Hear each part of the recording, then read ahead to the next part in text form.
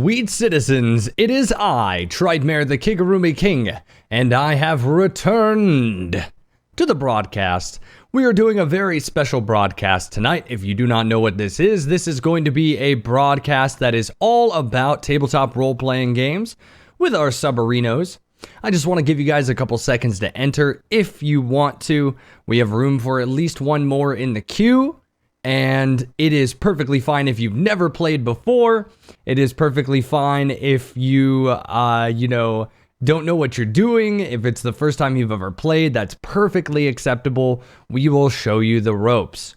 So I highly encourage you to type in !adventure if you see so fit. And in addition, we're going to have our alerts turned off today. Just letting you know that I do appreciate all of the hosts, all of the subscriptions, all of everything.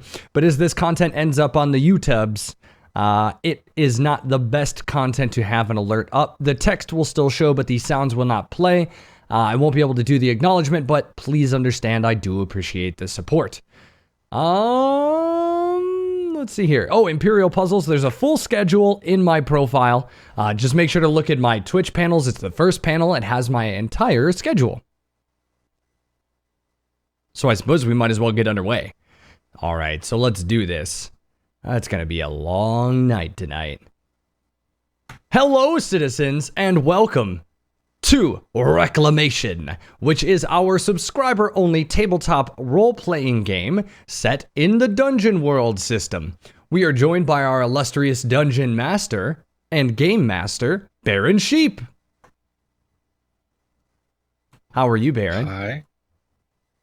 I'm still recovering from TwitchCon, which was amazing, but my voice is still a little shot, but we're getting there. Okay. Did you get con crud? Are you sick? No, I just ended up being really loud places a lot, so I was raising my voice a ton, and so I had a bit of a cough, just because my throat was sore. Nice. And I guess before we kick off with our normal rigmarole, what was your favorite TwitchCon moment, I suppose? Well, I mean, our panel that we were on was amazing. You mean the panel that we had that almost filled the entire room up? Yeah, there was only like 15 or 20 empty seats out of 200 seats or something. Yeah, I was really surprised, to be honest. I didn't expect that. I was really surprised.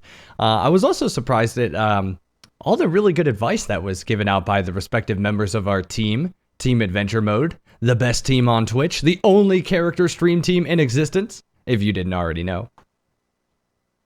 But yeah, it was great. TwitchCon was great, and I got to meet a lot of individuals out in the audience who hopefully are going to be playing with us tonight. So citizens, we are going to be doing a 3-hour tabletop role-playing game session set in the system of Dungeon World, and it is in a persistent world. That's right, we have repeat characters, and every new player gets to roll a brand new character instantaneously. They choose their class, we roll it out for them, and they roleplay whatever is really given to them in terms of race and class. So if you want to play with us tonight, the only thing you really need is about 3 hours of free time. You need a microphone and Discord, and then you also need a Roll20.net account. So what we're going to be doing is all you got to do is type into chat right now, !adventure, and you can enter in. It is an activity for subscribers only. And that's about it. That's actually it. Right now we got about 3 members entered for the raffle. And one of them is getting a buy, which is JT Wrecker. JT Wrecker is going to be getting a buy tonight, so he's instantaneously in. So that means we have 2 people for the raffle for 3 slots left, which means there's no need to raffle, which also means we need 1 more player. Do we want to give people some time? I can go through the rule set really quick while we're waiting. Yeah, go ahead and go through the rule set. All right, so we're going to be playing. Am I on the right screen here? Yeah.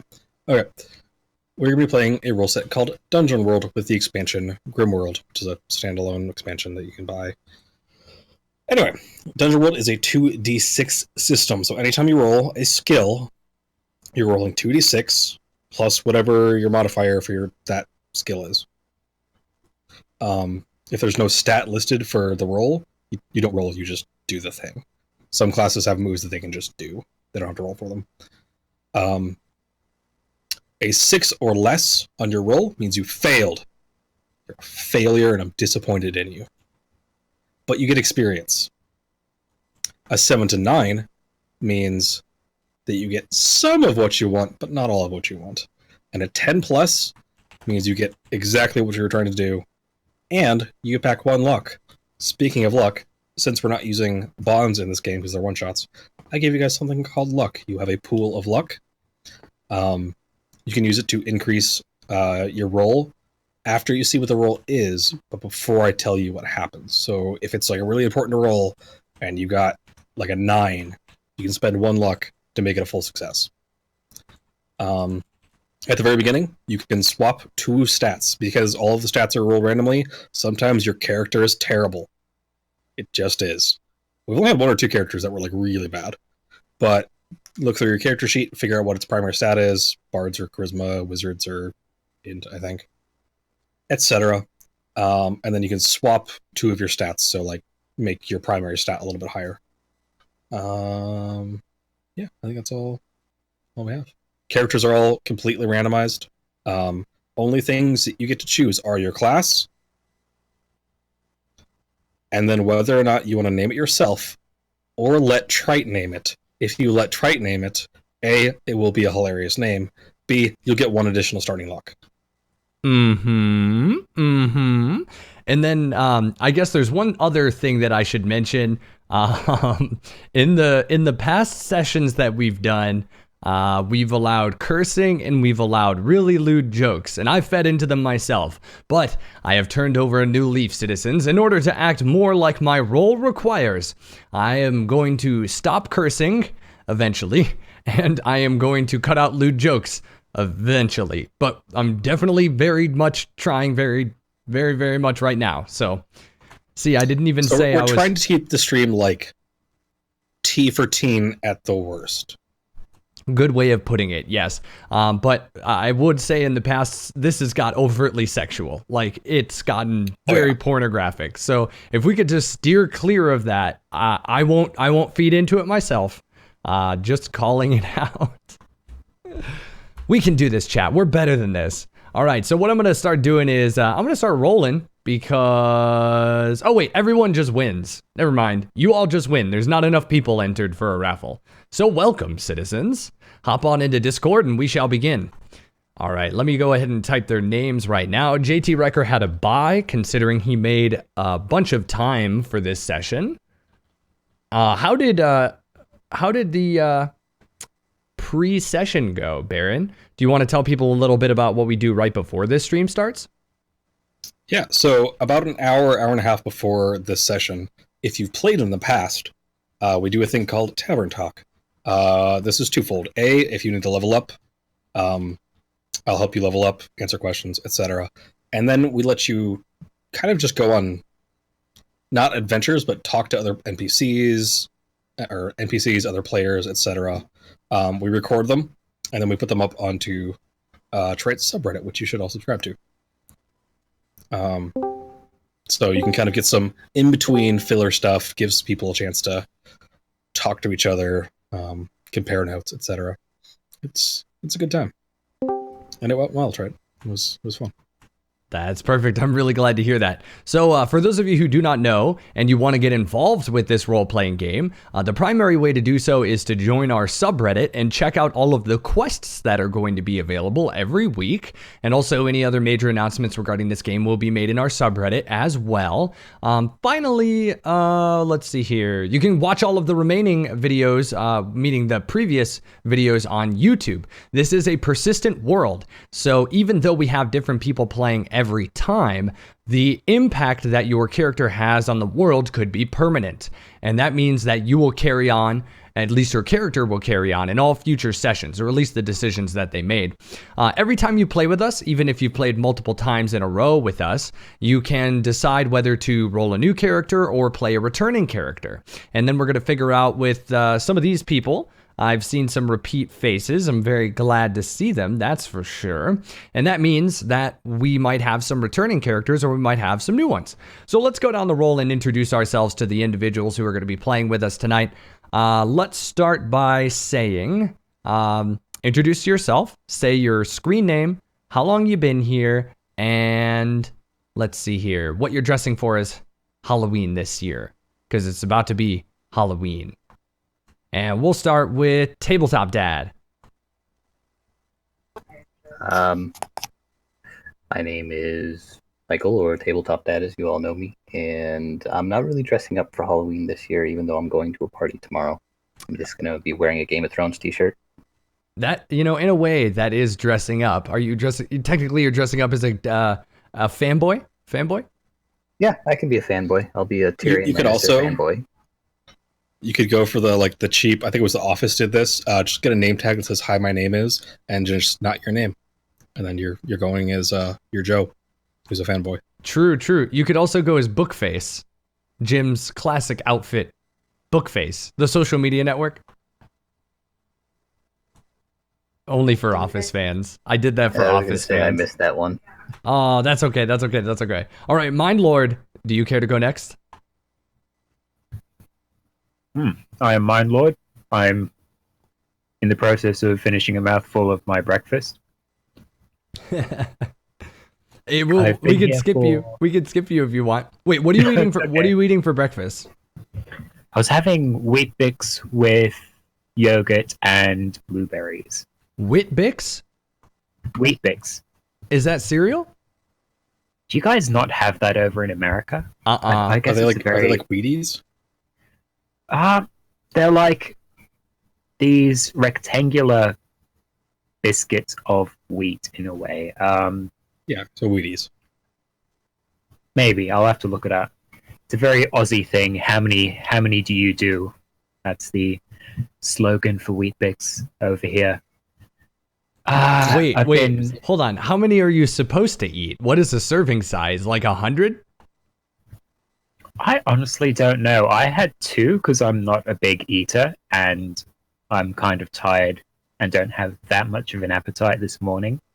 I was up till about 3 a.m. last night. But that's actually very funny. My dad told me a story. He once did 12 Wheat Bix in one sitting, and he said it almost killed him because they expand in your stomach to an extent, being very dry. What? And obviously when you add liquid they expand. So And are we talking like bowls of cereal, or are these like individual things you eat? Well, the way that you have them, they're these rectangular biscuits, and you have them usually with milk and perhaps some other things in a bowl. They count as a cereal, but they're not in small flakes. I'll just look up Wheaties to see how... They sound like giant they are. Wheaties, honestly. They do, yeah. I just realized I don't have push to talk on. What a mistake. I'm fixing that right now. Go ahead. I was enjoying hearing you clear your throat, though. I'm kidding, I wasn't. Oh, sorry about that. Okay, now I'm on push to talk. Yeah, they are. I'm sorry, I clear my throat really loudly, and when I mute for the stream, they probably have no idea what you're talking about because I'm muted, so they couldn't hear it, but you all could because this microphone doesn't go through the same mute channel. Sorry about that, everybody. I clear my throat really loudly all throughout stream. It's ridiculous. Huh. They almost look like compressed cornflakes or something. Yeah, except it's wheat instead of corn, but those are what Wheat Bix are. And yeah, so my dad once had 12 of those in one sitting. They're quite big. I would say they're perhaps maybe let's get my inches out for you American folks. That would make you so sick. They're like 4 or 4.5 inches long, each one. So yeah, that was an interesting thing. You definitely do not eat Wheat Bix dry. Interesting. That's a very long story for a very short introduction, or at least what it should be. I've been here for about almost 2 years now, and yeah. Thank you so much. Mind Candy, do you care to go? What were the questions? Your username, how long you've been here, and what are you dressing for Halloween? All right, I'm Mind Candy. I have been here for, oh God, how long? Very long time, yes. Almost Very 4 long time. years? Yeah, that sounds about right. Holy cow. But yeah, I'm probably gonna do what I normally do and just wear vampire teeth around the house and be a vampire and eat candy. Probably jump out of Exactly. the bushes once or twice and scare some children. Pretty normal night. As is your God-given right. It is. Yes, that is your God-given right. Spook those children. It's like a really obscure amendment. It's like, right to bear arms, free speech, scare small children on Halloween. It's the 666th Amendment. That'd be amazing if it was. Oh my goodness. All right. Next up is Mr. JT Wrecker. How are you today, sir? Very glad it's Friday, let me tell you that. Yeah, so I heard you were working extra hard just so you could get into the session today. That is amazing, sir. Yeah, I had originally planned to be, spreading something out between 2 nights, and instead I did it all last night, so that was the thing. We appreciate that so much, and I gave you a bye. I kind of caught wind of this, and I was like, well, he instantly gets in. If he's been working so hard to get this all wrapped up before Friday, then we gotta get him in. Well, thank you. And to answer your other questions, I've been around for, goodness, it's been a good 3.5 years now. Wow, it's kind of crazy, isn't it? It is. It's so Yeah. crazy. And for Halloween, so I don't typically go out and do as much for Halloween, but my big thing is I want to make sure that I'm got one of the places that actually gives out decent candy, not like the tiny grab bag stuff that basically everyone buys by the bulk and then says, here, I don't even know what's in it, just grab a handful of this stupid stuff no one wants. So I'm going to be giving stuff out, but the costume is actually something that Nani and I made for previous convention. She's got a big creeper outfit, and I've got an Enderman head. Right, and in the context of creeper, that is a Minecraft creeper, right? Not like some white van dweller, I guess. Definitely the Minecraft creeper. Big cardboard-looking thing. And what's really funny is sometimes she'll stand outside just motionless in this thing that looks like it's a lawn decoration. And then when people walk past up to the door, then she kind of just walks up behind them, and the reactions are hilarious. Does she go? Yes, she does sometimes.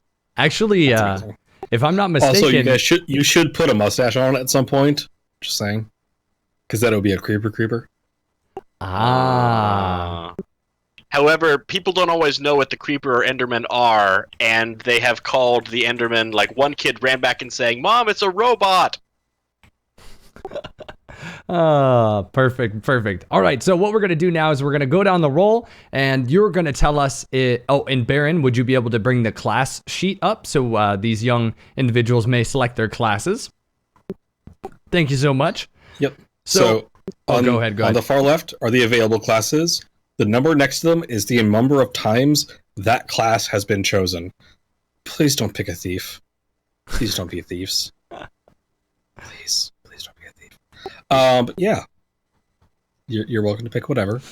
The classes are, you pick your class, and then all the stats are rolled randomly, including your race and gender, which has been fun.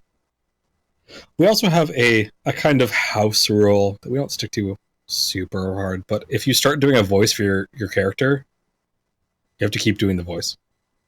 Yep, it's true. So if you decide to make a voice even once, even for one sentence, you must do that exact voice for the remainder of this session. So yep, other than that, please don't pick a thief. We've had so many thieves. Funnily enough, thieves usually only last one session. Seriously. Well, because the Dungeon World Thief is not like D&D thieves. Dungeon World Thieves are really good at like disarming traps and stuff, and you guys haven't run into a ton of those yet. So, all right. So I'm gonna go down the roll, and I'm gonna ask if you are going to pick a new player or if you will do a returning one. And we'll start with Tabletop Dad, who actually de facto has to choose a character this time. Yeah, this will be my first time. Shoot. Druid or Immolator? Druid or Immolator? I'll go Druid. All right, nice. All right, so quick overview of this interface. Up over the chat, there's a couple tabs. You'll click on the one that looks like a newspaper. Edit. Player's journal. Where are you? There, tabletop down. All right. And then it should show up under available classes, right? Yeah. And once you get your sheet, it's like Baron said, it's on the second tab. Should be under freshly created characters. Should say copy of class, and then go ahead and read it. What your race is. It's also weird when you open up the thing. It looks blank. There's tabs on your character sheet. Just click over to character sheet. I don't know why it starts with bio and info.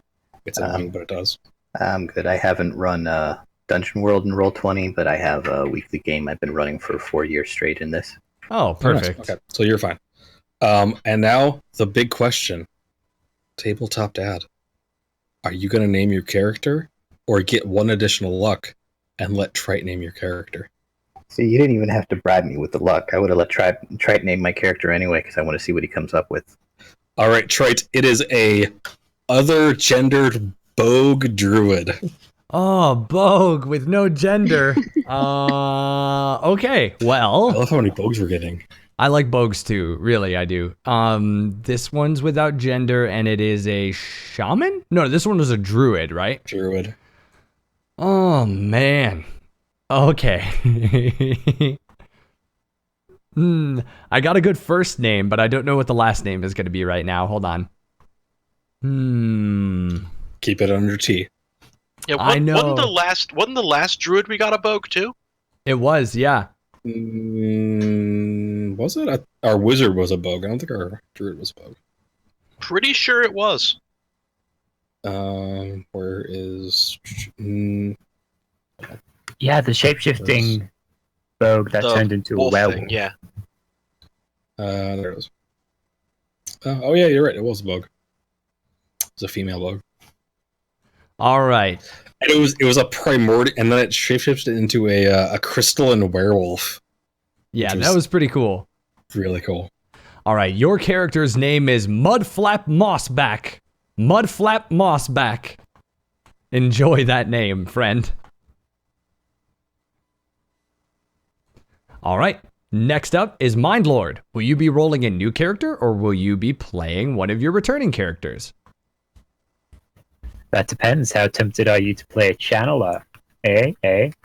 How tempted am I personally to play a channeler? I don't know anything about that class. Can we have Mindlord go last, actually?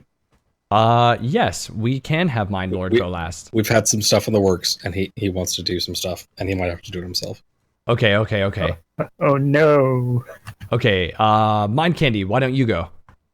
I'm gonna be Scabs, as always.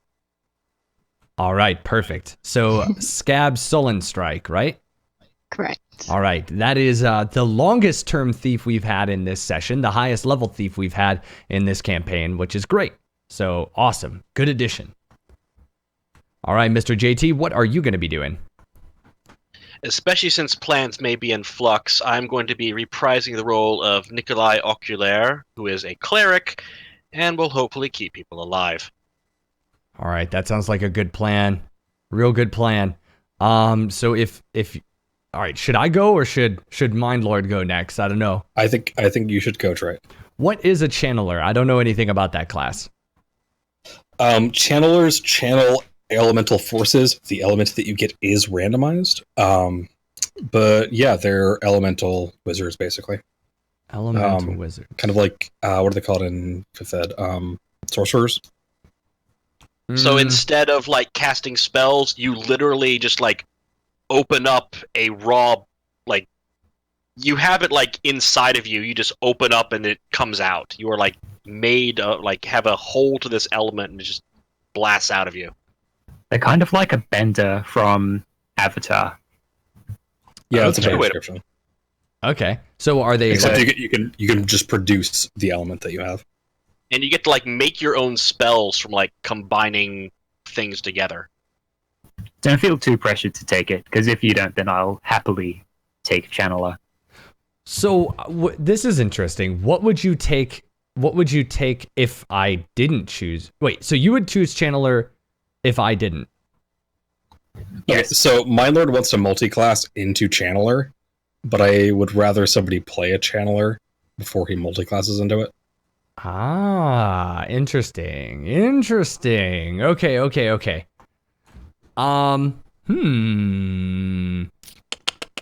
Okay, what I'm gonna do is I don't know. Oh man, this sucks, doesn't it? Who do I have in my wheelhouse? I have Gormaw, I have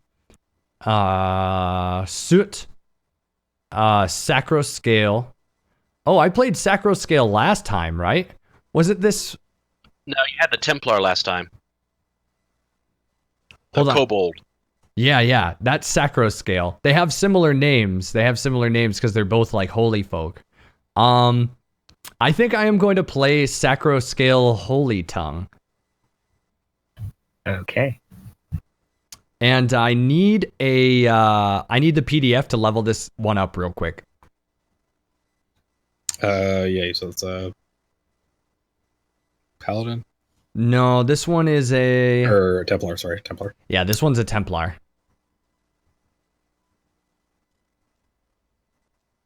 I don't remember how to do the voice for this character at all. You played them kind of hyper last time. Yeah, very hyper. I guess since they're a Templar, they have a bit of masochistic tendencies. Yeah, I'm gonna bring up my sheet. I DM'd you the character sheet, right? Okay, cool. I'll level it up as we go along. I should be good from now. So, Baron, why don't you paint us the setting? Well, actually, Well, we no. need, Quests, Mind yeah. Lord. Oh, wait, Mind Lord. Yeah, Mind what Lord. are you doing? Channel me up. All right. Edit. My lord. And then, are you gonna let Trite name your character? Well, let's see what I've got first of all. A Tusker. Interesting. And for Tusker. those of you who don't know what these races are, there's a folder there in the journal called Race Reference that gives a picture and a brief description. I'll bring up a picture of Tusker. This is a Tusker for those of you on stream who are looking. That is what it looks like.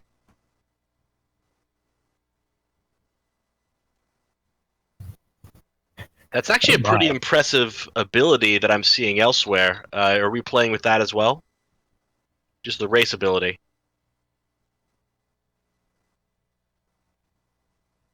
What's on your character sheet is what we're playing with. Got it. Man, I miss Chip already. Trite, I'll let you name the character. Oh, All right, Trite, it is an evil male Tusker whose primary element is shock or lightning. Ooh. Oh, I like this.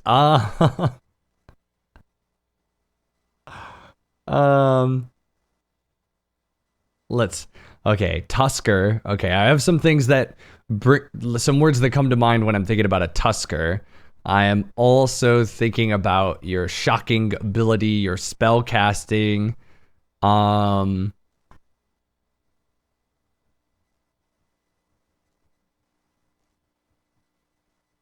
right, here we go. I'm gonna call your character Toothpicks with an X. Toothpicks. And your last name is going to be Hype Wave. Toothpicks Hype Wave. There you are, my friend. Brilliant. Okay, I do think you have to make your techniques as well. Yeah, I do. I'll get into that. Chandler's a little more in depth because you get like tags that you can make your skills with. So they're a little more in depth than most classes. And I will give you one more look since you're doing that. There you go. All right. It should also be noted, mostly for Tabletop Dad and Mindlord, since these are new characters, you can swap 2 stats. So like you can swap your strength and your dex, or wisdom and con, whatever. But you can only do that once and only this one time.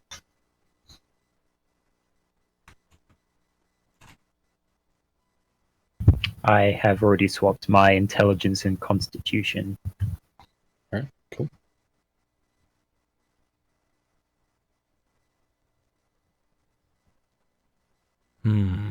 Yeah, I think I'm going to swap strength and wisdom.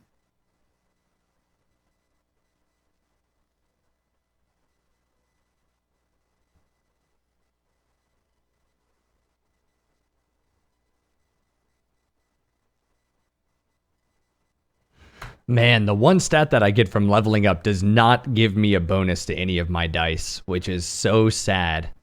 I have a -1. I have a -1 on something I'm not sure how often I'm going to be using, so this becomes a little challenging. Well, that does mean you'll fail more often and level faster, which is useful. Yeah, it's true.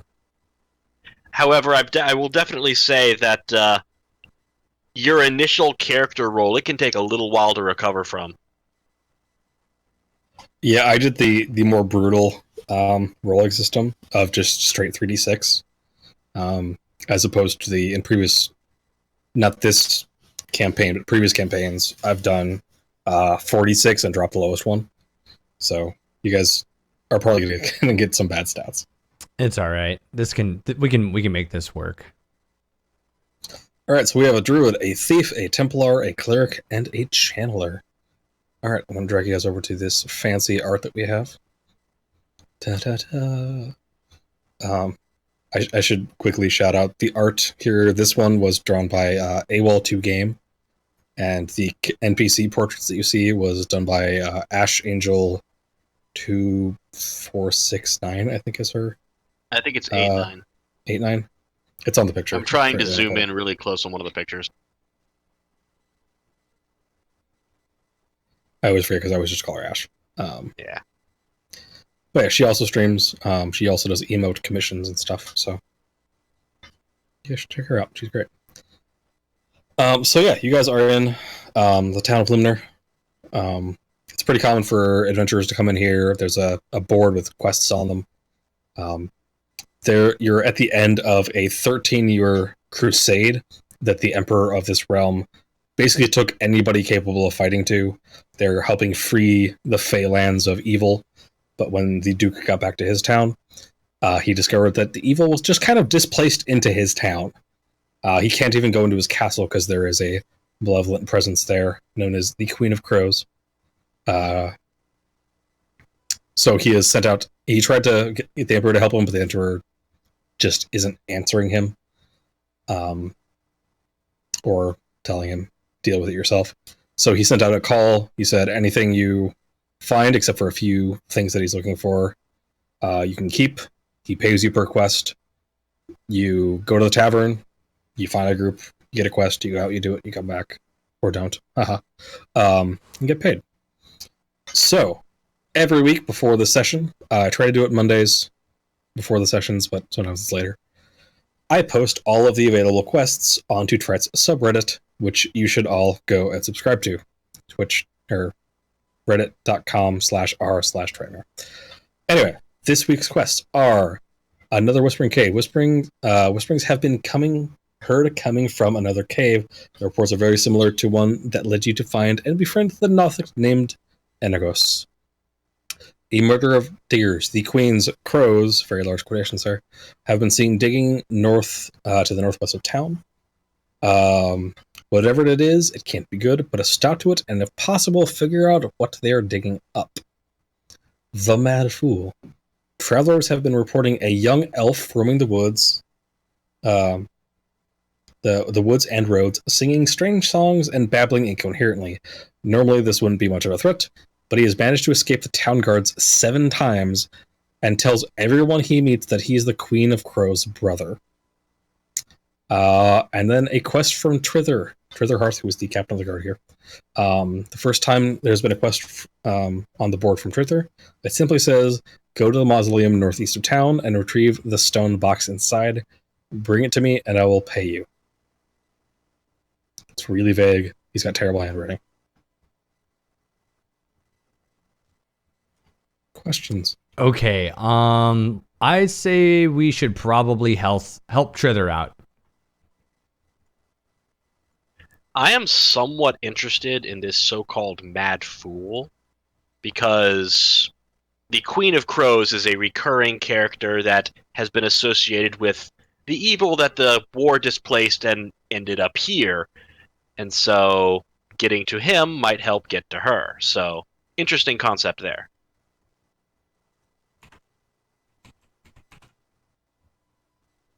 All right, everybody else. You all need to pick what quest we're going on to. Yeah. Mom Candy, what's your vote? I kind of want to go to the cave. Because caves are cool. Caves are pretty cool. And you get to use the word spelunk. Spelunk. I'm thinking I'm kind of a druid. Caves are the type of place I'd like to hang out.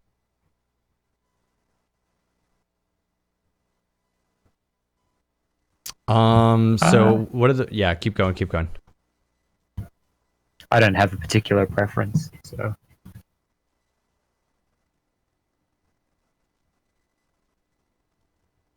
Well, you're going to have to pick one of them.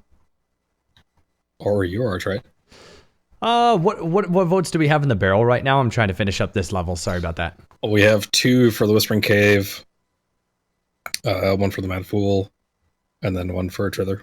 Mad Fool. Darn you, Trite. In that case, I'll tie break for the Mad Fool as well. Yay! You guys like going for the newest quests? What's up with that? I even put it in the middle of the list just to see if that affected things, but no. You're like, oh, a new thing. Shiny. Well, you have to think about it. If it wasn't picked before, then it may stand to reason that, maybe sometime we just need to have there not be a new quest and we're forced to pick from the old ones.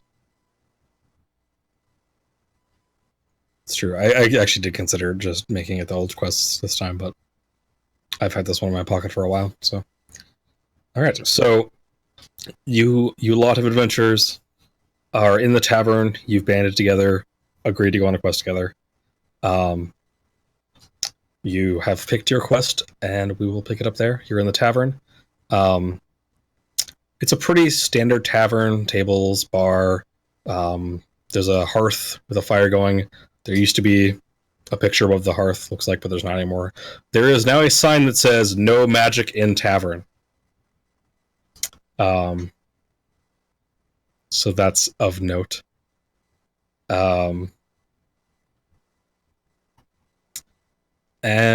yeah, we're going to pick up there. You're all sitting together. Trither and the Duke are sitting at their table where they normally sit. Trither is playing his little hand accordion thing, which I'm blanking on the name of. And the Duke is just poring over a large stack of books. His concertina, I think you've called it in the past. Yes, thank you. All right. So, and everybody knows that why we're in town and everything like that. The Duke called for a bunch of adventurers and they come to town. Over that. All right, cool. I wasn't paying attention. Okay, good. So I'm in the corner. My character, Sacroscale Holy Tongue, is in the corner performing a ritual, a purification ritual. So this is in order to gain a ton of wrath, holy wrath. So it looks like I am in the corner, facing the corner, and I've got I'm just speaking to myself, whispering, not good enough, not good enough. No, I'll never be good enough. I'm just kind of rocking back and forth, sitting on the ground, eyes closed. That is the voice used last time. Good job, Trey. Yay!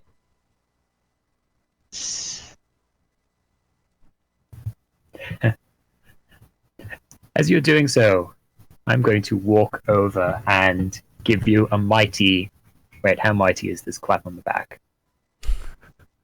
Not too Somewhat mighty. clap on the back. I was gonna say it can't be too mighty. I'm a little kobold. Yes, that's the way you should do things, little one. I immediately just completely slap this hand off my shoulder, and I turn my head enough to see, and I just scream at the top of my lungs, "Do not bother me when I commune!"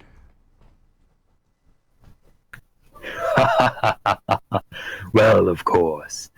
I should have seen that you were communing. Yes. Tell me, now that you've got my attention, you've piqued my curiosity. I've never seen you before. What are you? Me? What am I? I'm the bringer of lightning. That is what I am. Light or lightning? What is lightning? I trickle some of the electricity, and it kind of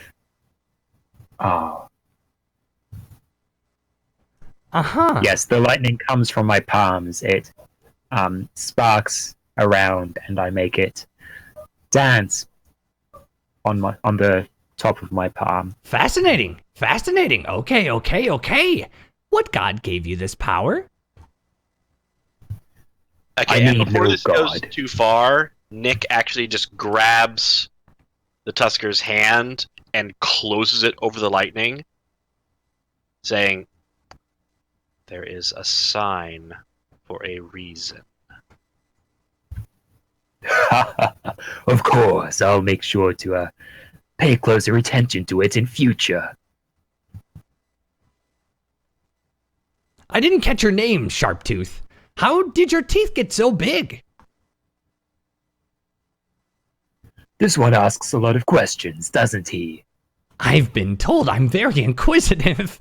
It's pretty typical for my kind, as you might imagine. And also, as a worshiper of the god Faris, I want to know everything.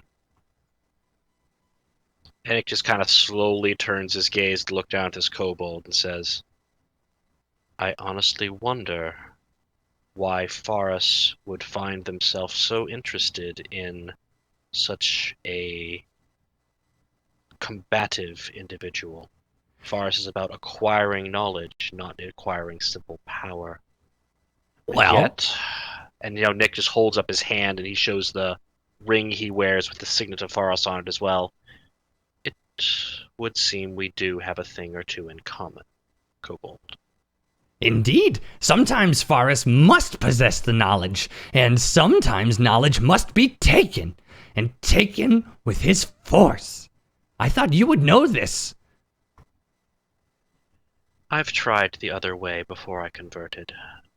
I had a rather shameful awakening to how one must do things right, rather than simply doing it with the most strength. Well, that's good. Maybe we'll have a need for that approach, but in the meantime, and I turn back to Toothpicks. I turn back and I say, "Okay, Sharptooth, what god gave you that power?" I need no god for the power that I wield. Uh-huh. Okay, so you are a magician of some variety? This is magic? The power resides within me. It flows through my bones and my blood. Okay, my character takes out a small notepad and says, writes this down on the sheet. "If this person dies, make sure to dissect." And I'm going to underline the word dissect and just keep underlining it. Really, like a lot. Like I'm just going to keep doing it until there's no room left on the page. Excessive underlining. Yep, just the word dissect all the way until there's no room left on. And you guys can continue. I'm going to be underlining for a while. All right. Nick just kind of rolls his eyes and looks over to Scabs, saying, "I heard you'd had another adventure with this one, thief. I don't know how you managed." Scabs is not like this one. But Scabs got in trouble last time Scabs went stabby stabby. So Scabs decided not to stabby stabby.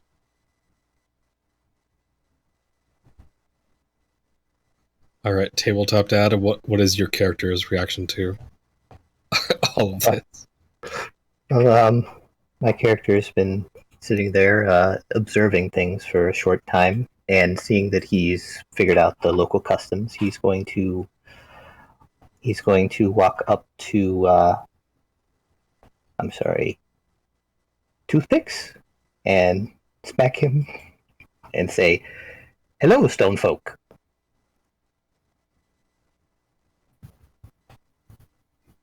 What race are you? I am a bogue, so that would make me a frog, I believe. Yep, probably. Who are you calling stone folk, froggy man? You live in this village place.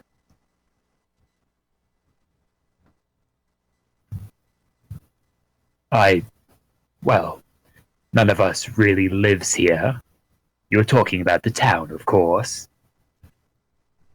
Oh, well, I just assumed everyone lived here. My mistake. We are adventurers like you. We come from far and wide to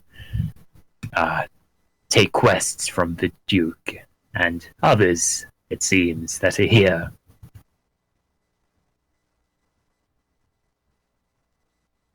Ah, well, I'm coming for adventure as well. This adventure. Well, getting you and killed. what do you do then? I am the greatest of my tribe. I'm from the Mossback tribe. All of us have a nice, wonderful mossy back, and he will show off his pelt on his back, which he's very proud of, being coated in a mossy substance from the swamps that he comes from. I turn into animals, all sorts. For some reason, I just got the mental picture of you like grooming yourself, but with like a spray bottle, just like misting your back, trying to get the moss to grow. Yes, he's very proud of the moss. It has to be perfectly upkept. Almost bonsai back. All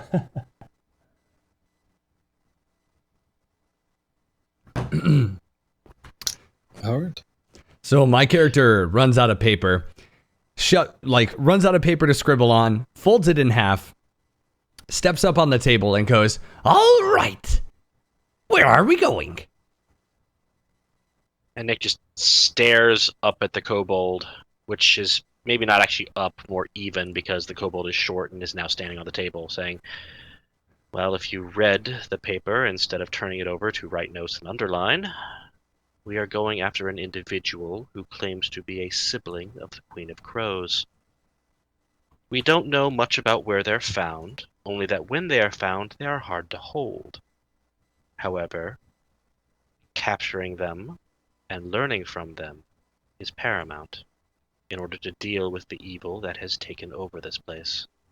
Ah, Queen of Crows, Queen of Crows. That does ring a bell. Do you mind if we speak in private for a minute?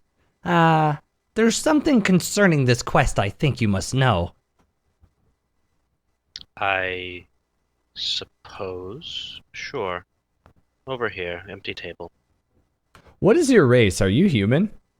Yes. Okay, I'm gonna try to put the races. I'm pretty sure it's the only human we've actually had. Which is really weird. Yeah, Roll20's RNG is odd. All right, so we step aside, and I'm still on the table. I basically just walk down the long table, and I hope you step with me. If there's anyone's food in the way, I am kicking it onto their lap, and when their food hits their lap, I go, "Non-believer, non-believer," and just generally a piece of shit. I am. Oh, excuse me. Dang it! It's so hard not to curse. I'm so sorry. Okay, anyway, we're continuing. We get down there, and so I say this. I grab you by your shirt collar, and I look into you. I have to turn my head. I can't look to both of your eyes. My eyes are set on the opposite sides of my head. But I take one of my eyes, my dominant eyes, and I look at you. I look at you dead in the eye and I said, Faris is in danger of being killed. Varus has already been wounded. I The saw. blood moon shows his eye harmed by the Queen of Crows, and I will see her destroyed for this. I'm not so sure it's the queen.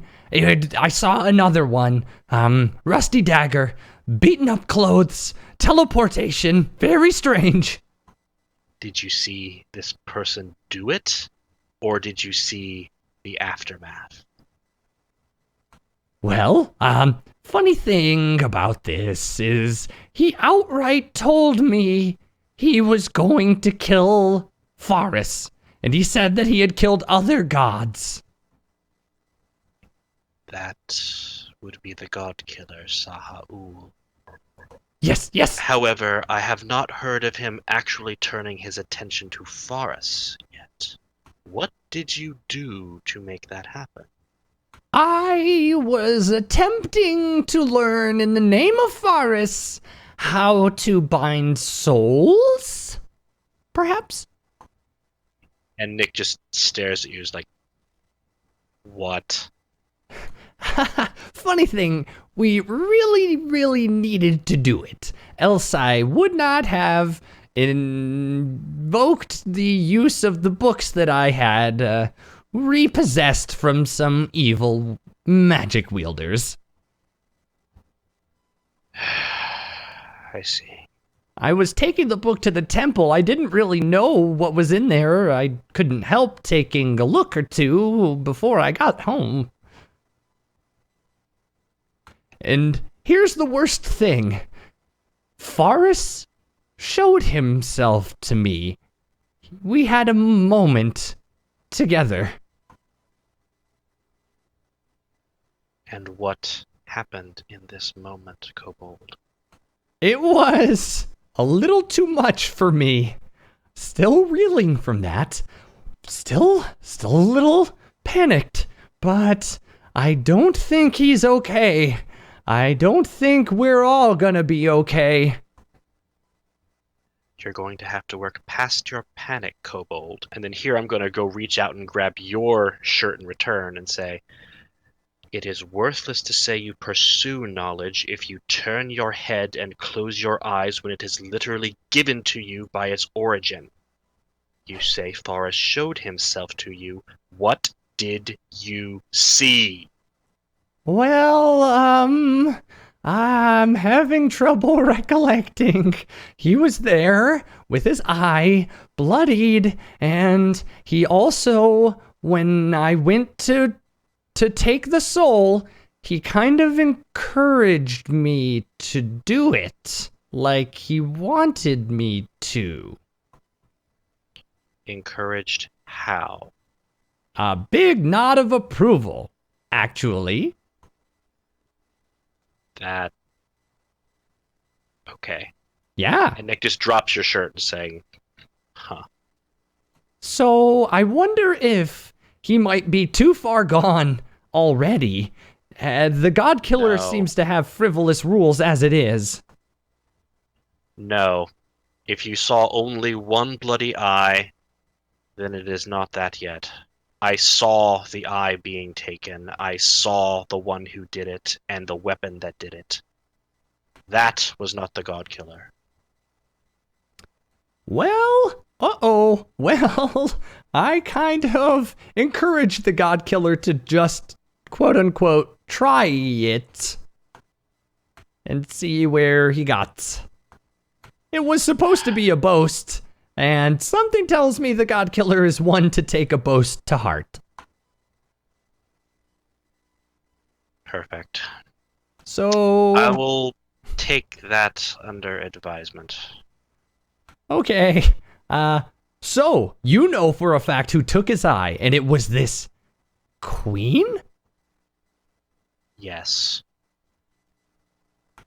Okay. Then I'm all fired up. Faris himself showed me it in a vision. He was showing me a hidden truth in a forbidden place. And from what I have been able to gather, this place made him vulnerable, and the Queen of Crows took advantage of that. Okay. I will see her destroyed. Okay. Good. Me too. Me too. I like this. Let's get underway, shall we? I think we can benefit one another.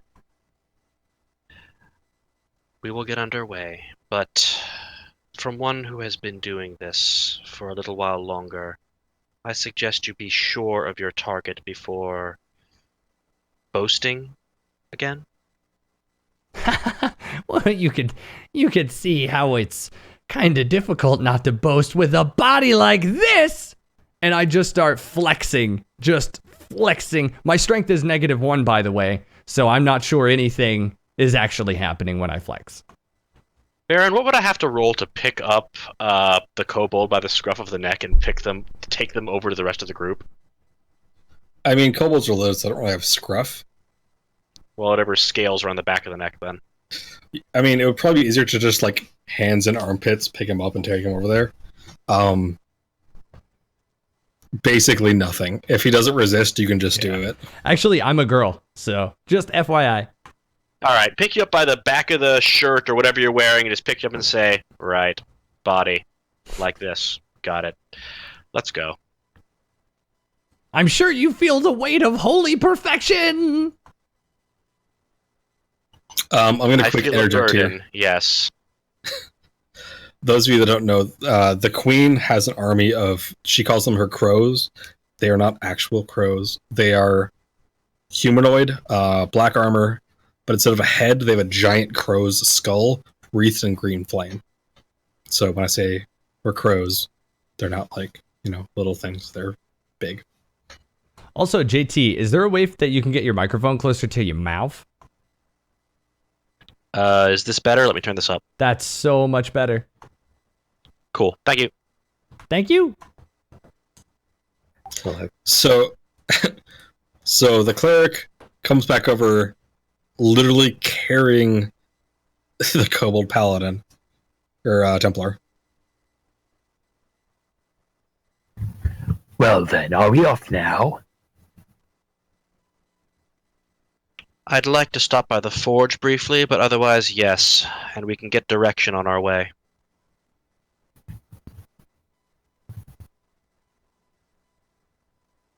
Well, I think we should get going.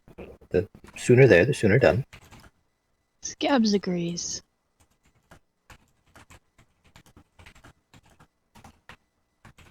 All right, so you're stopping by the forge first.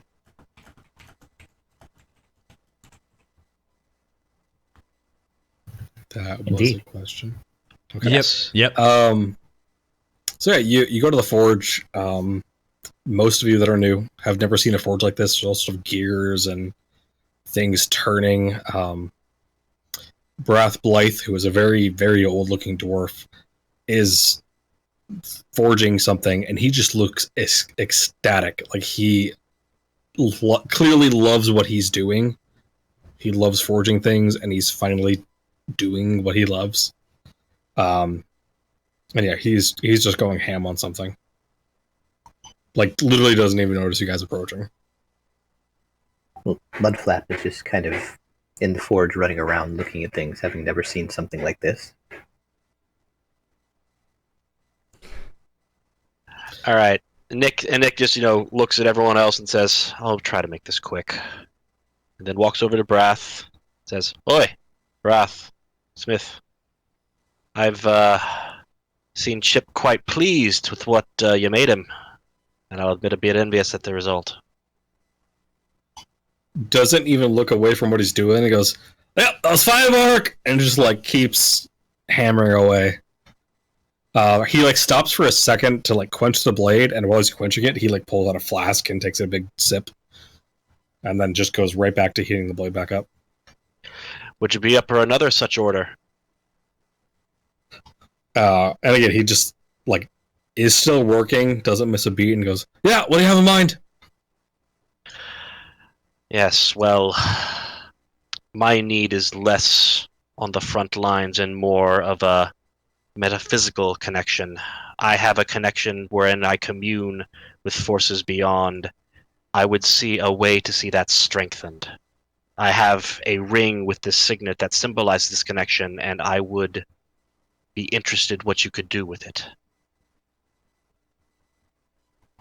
He actually kind of slows down his hammering and then stops and goes, all right, so divine symbol connection. Gonna make a work on this, aren't you? Let's see. I mean, you don't need a weapon. You don't really need armor. You just need a holy symbol, right? Like a big old powerful holy symbol. I would not object to it also being armor, but no, the armor is a secondary purpose. That makes it so much easier. All right, yeah, I'll. This bit's gonna take a while, and I'll stew on it. Come back later, and I'll run some ideas past you. Done. Thank you very much. And I think, yeah, JT, you would recognize it. And Mind Candy, you would also recognize it. He's working on the Duke's sword. Actually, Nick's going to raise an eyebrow and say, I thought you finished that one.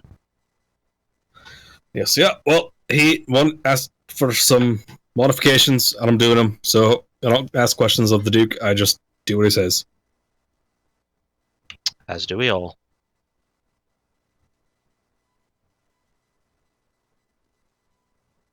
Oh, actually, you've heard the rumors and what the Duke posted, whatnot, about this this so-called fool running around claiming to be the Queen's brother, yeah? I don't pay attention to any of that. If it's not a forge, or if it's not a forge, I don't pay attention to it. Fair enough. All right, we'll make our way then. That's what the Duke has us on about now. Like, all right, good luck. Don't envy you. Mad folk are... Well, they're mad, so... Well, soon it's gonna be a mad dead folk. He goes, okay. And then I scowl and I'm like, my joke didn't land. My joke didn't land. And I just start slapping my back with my knout and just dealing damage to myself. Just beating myself up, literally. What did I say about making sure you knew your target, Kobold? I know this target too well. I know its imperfections. Yes, but that doesn't mean you don't learn from it first. Come on, let's go find it. Yes, let's go. Lead on. Okay, so I'm guessing either the Baron gave us the Duke gave us direction, Baron, or if that failing, then Nick can use guidance to get a hot, cold, direction where we need to go. So I imagine we will end up approaching this elf. For the most part, he's been seen kind of along the road, like just walking up and down the roads. So taking the main road out of town will probably be your best bet. All right, then that's, I suppose, where we go, unless anyone objects. No objection. None from me. Let's go. Let us go.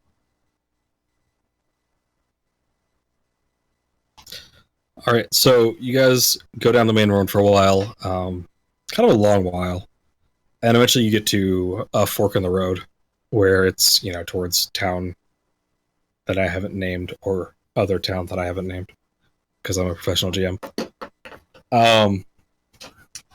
And in the crossroad, kind of under the sign pointing toward the various towns, there is a man just doing a handstand with his eyes closed.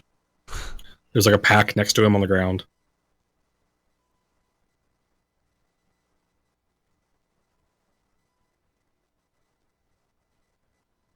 Well, I would like to walk up to him and slap him on the back in greeting.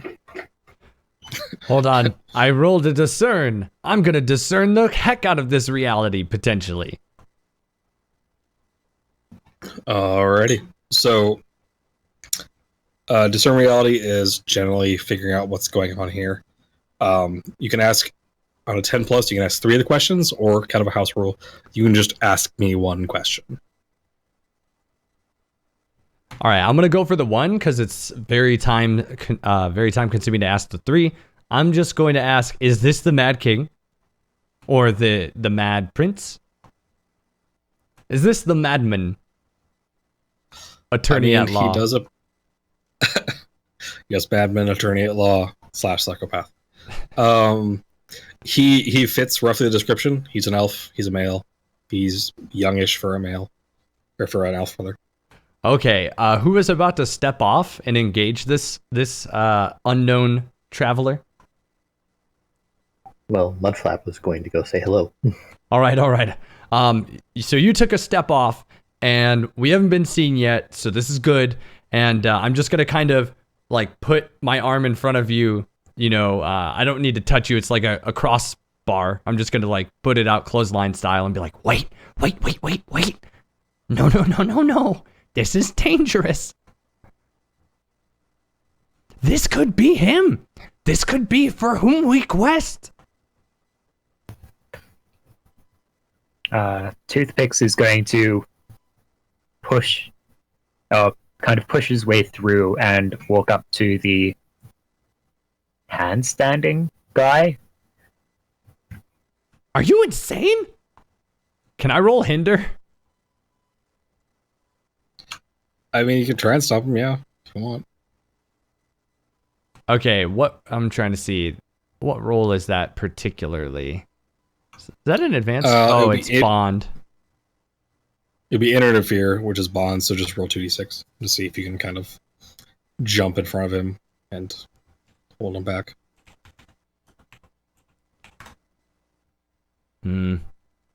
I didn't do so well. So yeah, you like jump in front of him, but he could he's Tusker are huge. Like they're like 7 feet tall. So he could kind of just walk past you if he wanted to. Wait, don't you step over me. Don't you step over me. I quite literally step over him. Are you the one that we've heard about, the madman on the roads? And Nick just kind of rolls his eyes at that description and says, to add that a little more clarity to that, the one who claims to be the brother of the Queen of Crows. So he's handstanding and like his face is away from you. And he just very slowly falls over onto his back and then does a somersault and stands up and raises his arm to the air and goes, ta-da! How close away is he from me? He literally hasn't even opened his eyes yet, and he slowly opens and goes, "Oh, I thought there were more of you. I would have." Well, back to handstand, and he like goes back and does a handstand again. I would like to go over to him and attempt to pick him up by one of his ankles. I'm assuming that my size and his size relatively, I'd be able to do that without straining myself too much. I mean, yeah, he's gonna resist. So roll your strength. Oh. Do you want to add luck to that? For the cool factor, yeah. All right. Are you going to do the one with a partial or a full? I'll make it a full success. Ooh. All right. All right. So you spend 4 luck to make it a full success. And so you just like pick him up by the ankles. And she goes, "You know what? This is way easier. We should just do this." What are you talking about, you fool? Well, I mean, the impressive part is being upside down, right? And I'm upside down, and you're doing all the work, and it's very little strain on me. This is fantastic. I drop him. Alright, he kind of scorpions, if you know what I'm talking about, and then like just crumples over on the ground. And then picks himself up and like dusts himself off. He goes, "That was uncalled for, sir. Uncalled for." Well, you seem like you're in a talking mood, little spindly one. I will have you know, I don't like you. I've decided. Let it be known! Don't like him! This one here, not a fan. Well, he's hardly a fan. You ignored your audience, didn't you?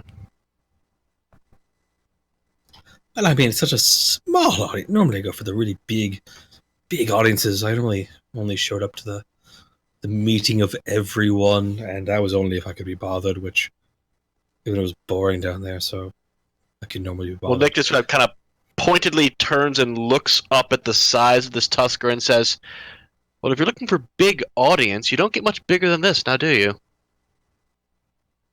He pauses momentarily, and he looks very sternly at you. He goes, "You, sir, have a fantastic point!" And he like goes over and starts rummaging around in his bag, and then he pulls out like 5 knives and starts juggling them.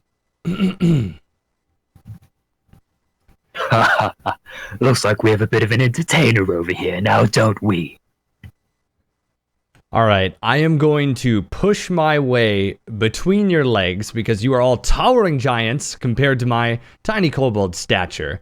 And I'm going to pull up the sleeves of my armor, and I'm going to say, "Yeah, this is going to take all day if we keep dancing around the matter at hand. And I'll have you know," and I'm pointing to the Tusker, "and I'll have you know," I'm pointing at Nick, "that I am quite the practiced interrogator. I've got all the necessary tools needed to get the truth out of this one. If you just restrain him, he looks like a tricky one. Just restrain him and this will all be over." So you hear metal hitting the ground, and then as you turn around, he's squatting down and he is right in front of your face. Oh, that was a good one, right, everyone? Very funny joke. I think maybe I should try to become a jester too.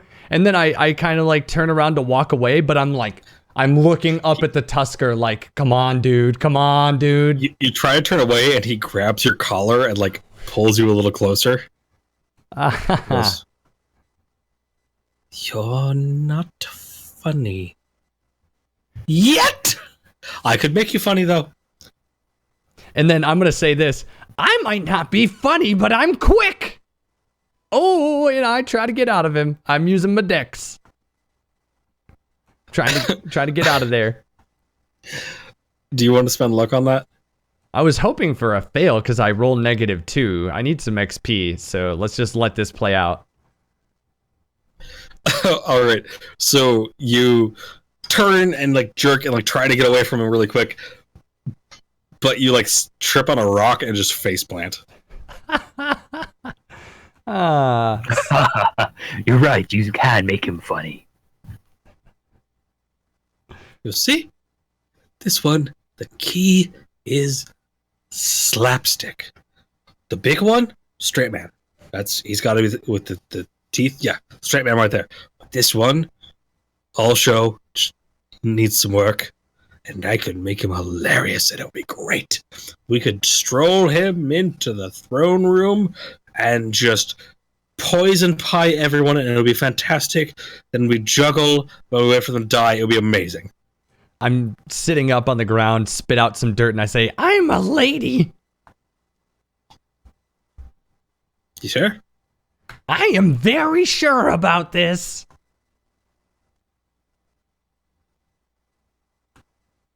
Really sure?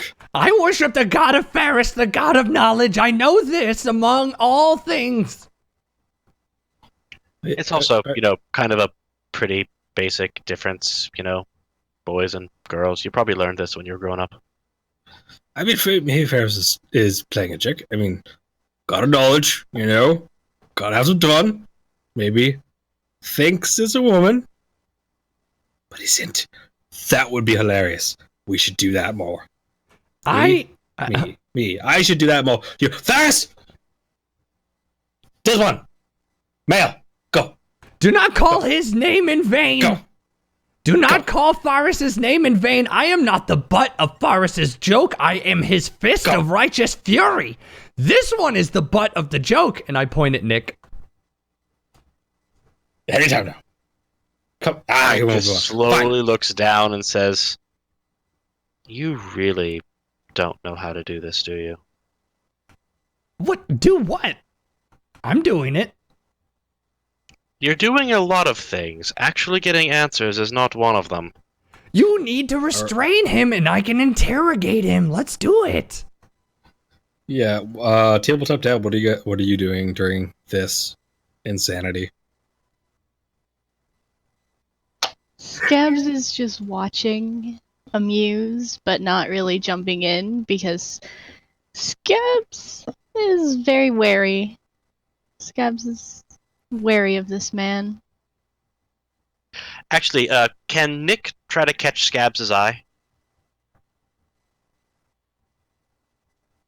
I mean, yeah.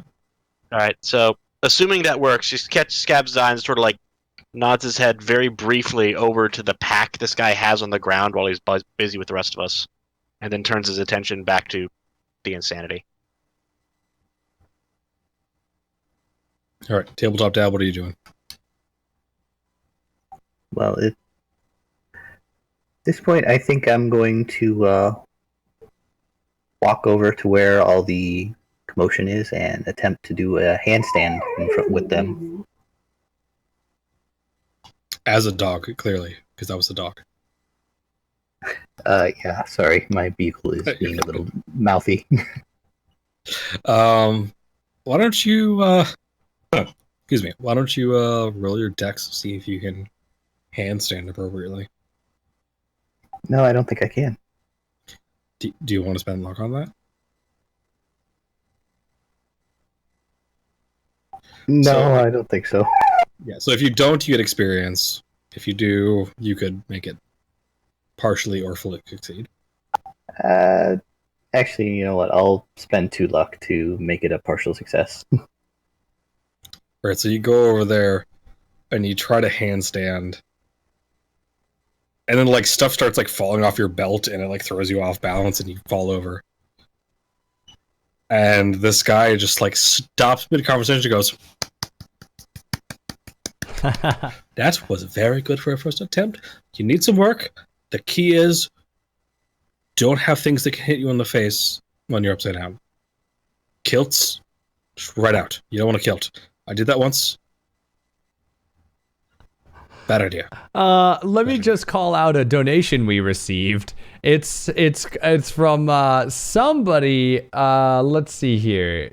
Just right now, they said, "Get these bagels out of here," because Bagel Lobbyist made a contribution yesterday, and it said this is a bagel stipend, and somebody has cleansed the screen by becoming the royal contributor of the day, and said, "Get these bagels out of here. Get wrecked, bagel boy." Much appreciated. Thank you so much. You may continue. My screen now says, "Get these bagels out," as it should say. I see that. And now I'm hungry. For donuts.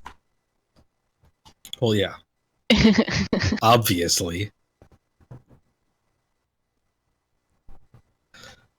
So you're kind of on your back picking yourself up, Tabletop Dad, and he's giving you advice about like what to wear and what not to wear while doing handstands. Oh, well, thank you, and I'll kind of slap him across the face. I'm Mudflap. He looks a little confused and then slaps you across the face. And then like kneels down to your height. And sorry. look up this guy's name because I don't remember what his name is. Oh, the NPC we're facing right now? Yeah. He goes, I am Finor. Pleasure to meet you. And then he slaps you again. I'll slap him again. Because this is a weird custom. And he slaps you. I slap him. He stands up and slaps you. He goes, is this a handshake? I'm confused. I say, me next, me next. Who's got me? He slaps you. Ah, good form. Could I? But it's like across the snout. I'm going to slap Trite with a bit of force this time. Wait, the elf didn't slap me? Who slapped me then? Oh no, the elf slapped you. Oh, okay. You're slapping me now? Oh yes, with force. Okay, go ahead. Let me have it. Do you need to roll something here? I mean, are you trying to do damage or just like enough that it hurts? I don't know. Can I roll strength and see how it goes? Sure. I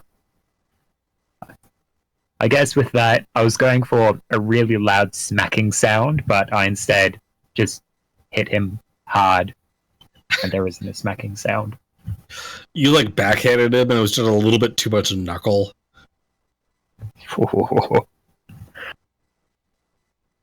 Okay.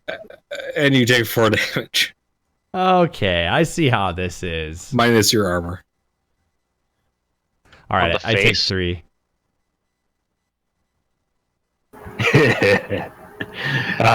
This is enjoyable. Okay, Baron, can you briefly describe this crossroads real quick? Yeah, it's more or less a T. The road behind you is back towards Limner, and then there's 2 roads heading towards various towns and settlements. Is You're the in side the of the woods. road, like- It's I was going to ask, is the side of the fairly road dense. like forested? yeah, it's pretty dense forest at this point. Most of the surroundings around Limner is pretty heavily forested. There's some over the road itself. It's wide enough that you can fit two carts side by side so that they can pass each other because it's like a trade route. So there's no branches necessarily right over the path, but yeah. Are there like some fallen sticks just off the side of the path? Oh yeah, definitely. Yeah, so I'm just picking one up and I hold it up to the elf and say, okay, this one next. He looks really confused and goes, "Times have changed," and he like slaps the stick. And there's the slapstick you said we needed. He looks really serious. He goes, "I see what you did there, and that was amazing. Puns? This one's got puns. He's got puns, guys." You're not clapping. Everybody clap. Mud flap claps. While And this Nick mad- just takes a bow. It's like, thank you. While this madness is going on, Scabs has managed to sneak Scabs' way over to the bag. Oh yeah, get it. Get All right. something good out of there. You're trying to do this undetected? Yes. All right, go ahead and roll your dex. Let's see how undetected you are. Would you like to modify that? Yeah. Gonna spend the 2 luck. Yeah, I'll spend 2 luck. All right. You open it up. There's like some clothes that are in very desperate need of washing. There's like a journal. There's some coins in there, and like a small like utility dagger, and like a flint and steel. Scabs takes the coins. There are 7 coins. You don't recognize the currency offhand. This is funny. Okay.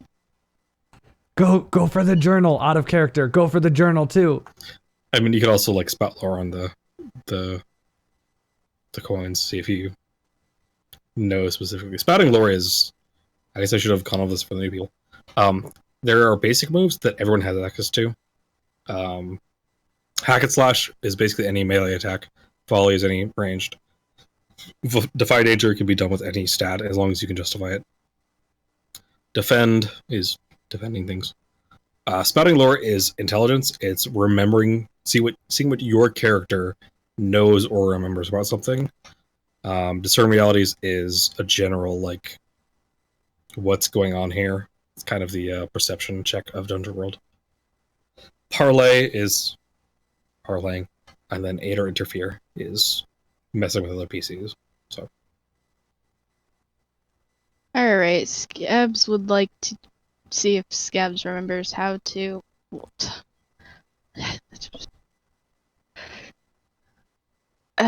Scabs would like to see if Scabs knows what these coins are. alright. Scabs has no idea what these coins are. They're shiny. Yeah, Scabs takes them anyway. Yep. Go ahead and mark 1 experience. Alright. Are you just taking the coins or are you taking anything else? Scabs also wants a journal because Scabs is nosy. Alright, so you grab the journal, you pocket it, and then you just like step away from the bag, or And then Scabs just kind of sort of makes Scabs' way back towards the group, pretending that Scabs was there the whole time. alright. So the elf is like, he's doing that thing where he started laughing at the slapstick joke, and he just kept laughing to the point where like he's clearly not laughing at the joke. He's laughing at the fact that he's still laughing about the joke. It's one of those. Yeah. And it's starting to get creepy how long he's laughing. Are you okay? Yeah, he's still just laughing. Scabs believes this would be a time for someone to slap him. We've already done He- that. Slap him. He suddenly stops and then just points at Scabs. Goes, "You have met them, haven't you?" "I think you have. You've met the sons and daughters of Ash.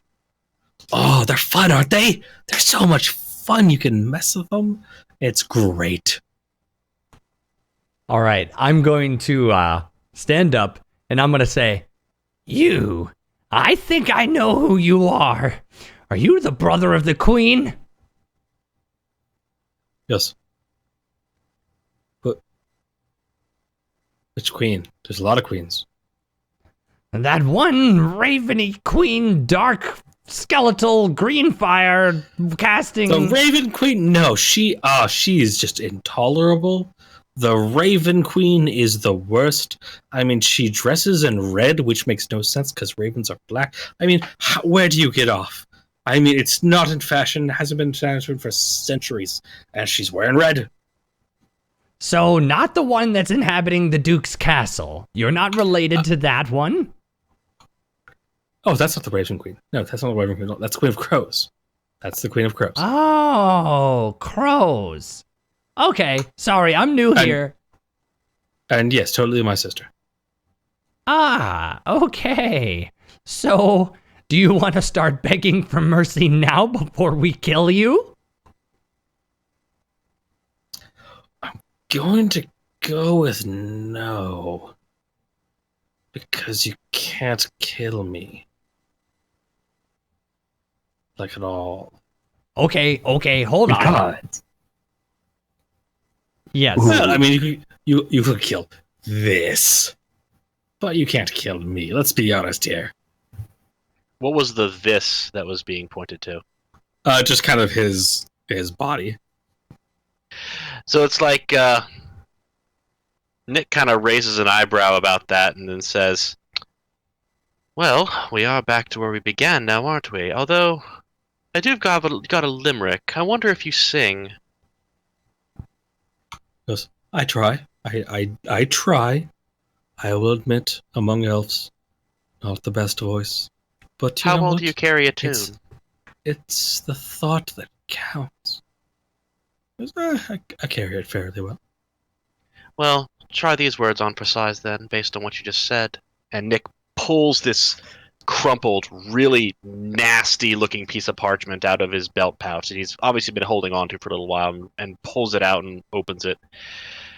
And then just clears his throat and just hums, "The sons and daughters of Ash and Ember were seekers of the flame. They sought the fire, but got the ire, and now have coals for brains." He's like starting to tear up. He goes, you know my work?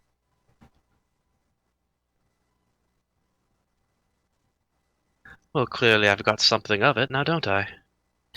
That's my song. I wrote that. I was really bored one day, and it just came to me.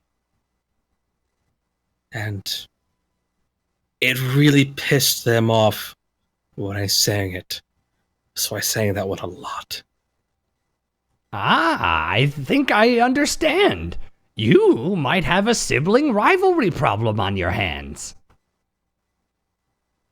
Just, not really. I just like pissing her off. And the sons and daughters of Ash. They're one of the crazier than I am, which is saying something. That's really saying something. You don't Well, as seem I crazy. hear it, you may need to go back to the drawing board, my friend. I think I heard they met with a recent end by a certain god killer of late. My friend, an Oh, is infernal, he was telling me around? of it. He seems fun. They'll be back. They always do. That one. Ugh. Kebs likes God Killer. God Killer is fun. Well, which talking that toothpaste god killer? The old one or the young one? Because he's blurry. You can't really. Kind of I don't depends think it's that when one. and where I think you are. it's the new one. Oh, he's quite dashing. I don't. Yes. Yes. No, the clothes and the little bit of stubble. That's good. I like that one. Yes. So are you an ally of your sister or not? What is your purpose here? And he leans in close, goes, "Is having fun a purpose?" It only I like is. to have fun. Ha. And Toothpicks is going to summon an elemental. Okay, nice. All right. Let's have fun with this. All right. Can we pause there for a moment? Because I have been drinking and I really need to use the bathroom. So a quick bathroom break. Sure.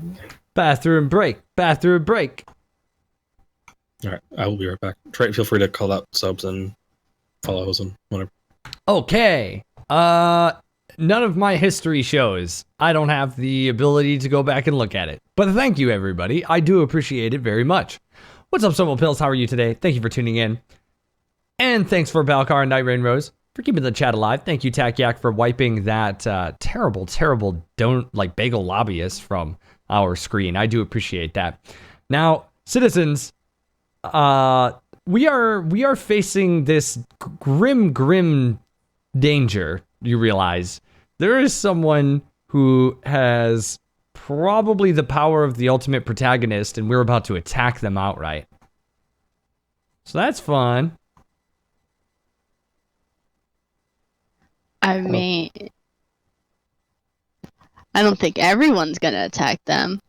Oh, We don't actually know, and here's where we reinforce that this individual claims the connection, but we don't actually know much of anything. Fair. Yeah.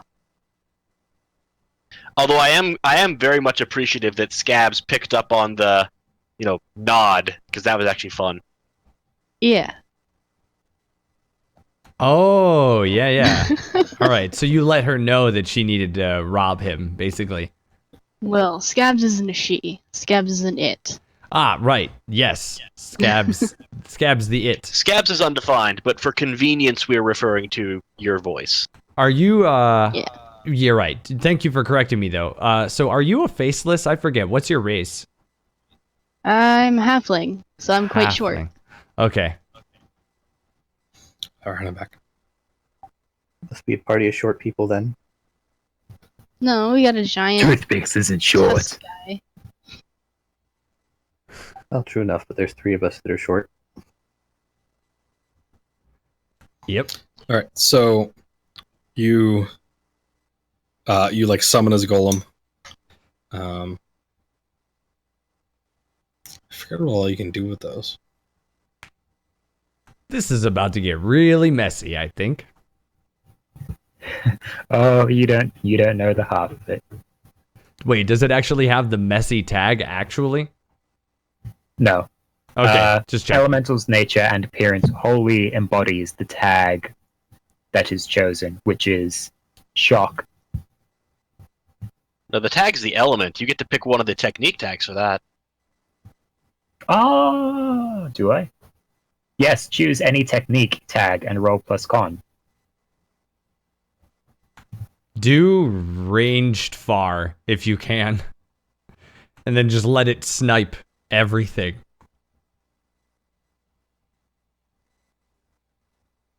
I almost want to pick one of my techniques generally, but for tag specifically. Yeah, does it have its own collection of tags to choose from? No, it's just It's based on the tags. techniques that I have available. And Just so people know, do you want to briefly read out what they are? Sure.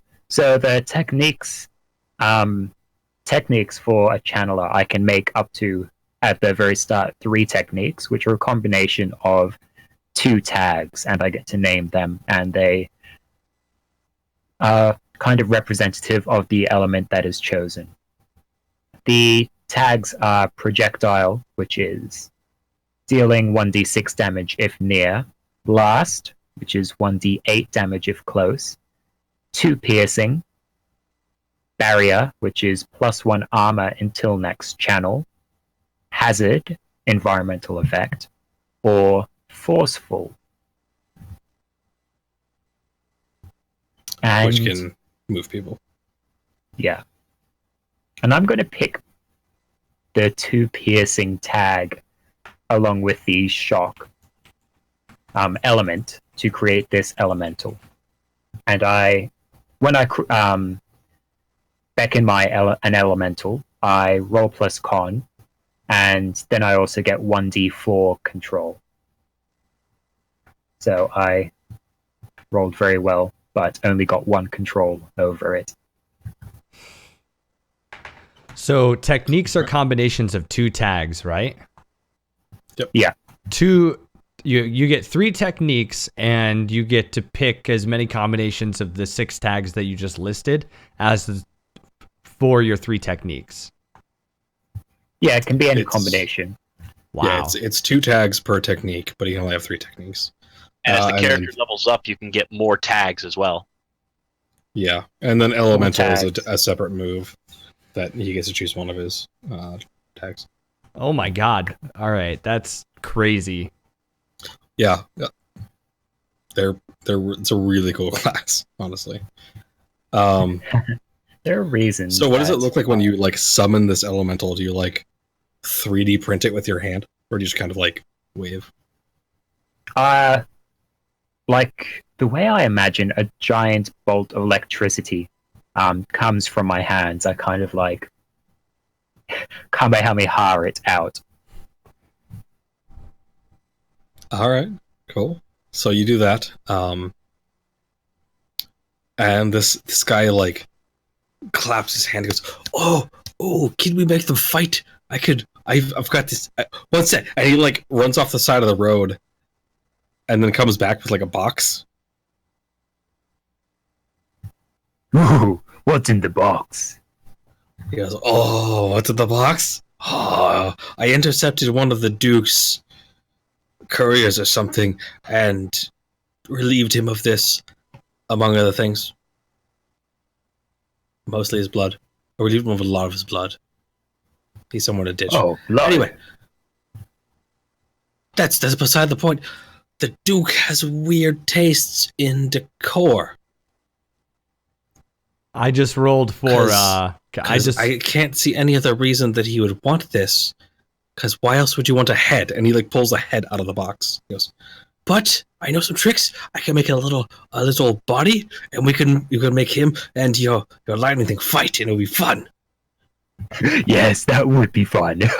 Okay, I'm trying to spout lore on that real quick. I'm gonna try to spout lore on that. The So head. he places on the ground, and then he with his fingers. Oh shit! Kind of like, I'm sorry, I wasn't queuing up. Can I spout lore on the head?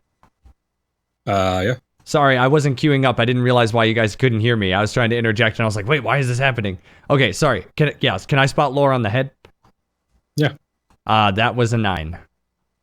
So it wasn't you want to- complete. Yeah, luck. I mean, how many luck do we get between sessions? 3. Then yeah, Or- I'll spend 1. You said 5 last time. Yeah, sorry, it's 5. Yeah, sorry, 5. I think it's 5 between sections. So yeah. Okay, so you're bumping it up to a full success. Yes, fully successful. This is the Duke of a neighboring town. Oh, Not like directly adjacent, but like 2 or 3 towns over. oh my God! That's another Duke. This is terrible. Why do you have that? Because He doesn't look like the Duke. No, a Duke from another town. There's more Duke Eckharts. No, not him, actually. Another Duke who is an elected official, kind of another town. Dukes aren't elected. yeah, I was gonna say they're appointed. Well, you know, appointed by the king. You know what I'm saying. They're chosen. That's a separate Duke. Me. Are your brains in your teeth? What is your problem? This is Duke Thelry, by the way. Put it in the chat there. That's Duke Thelry.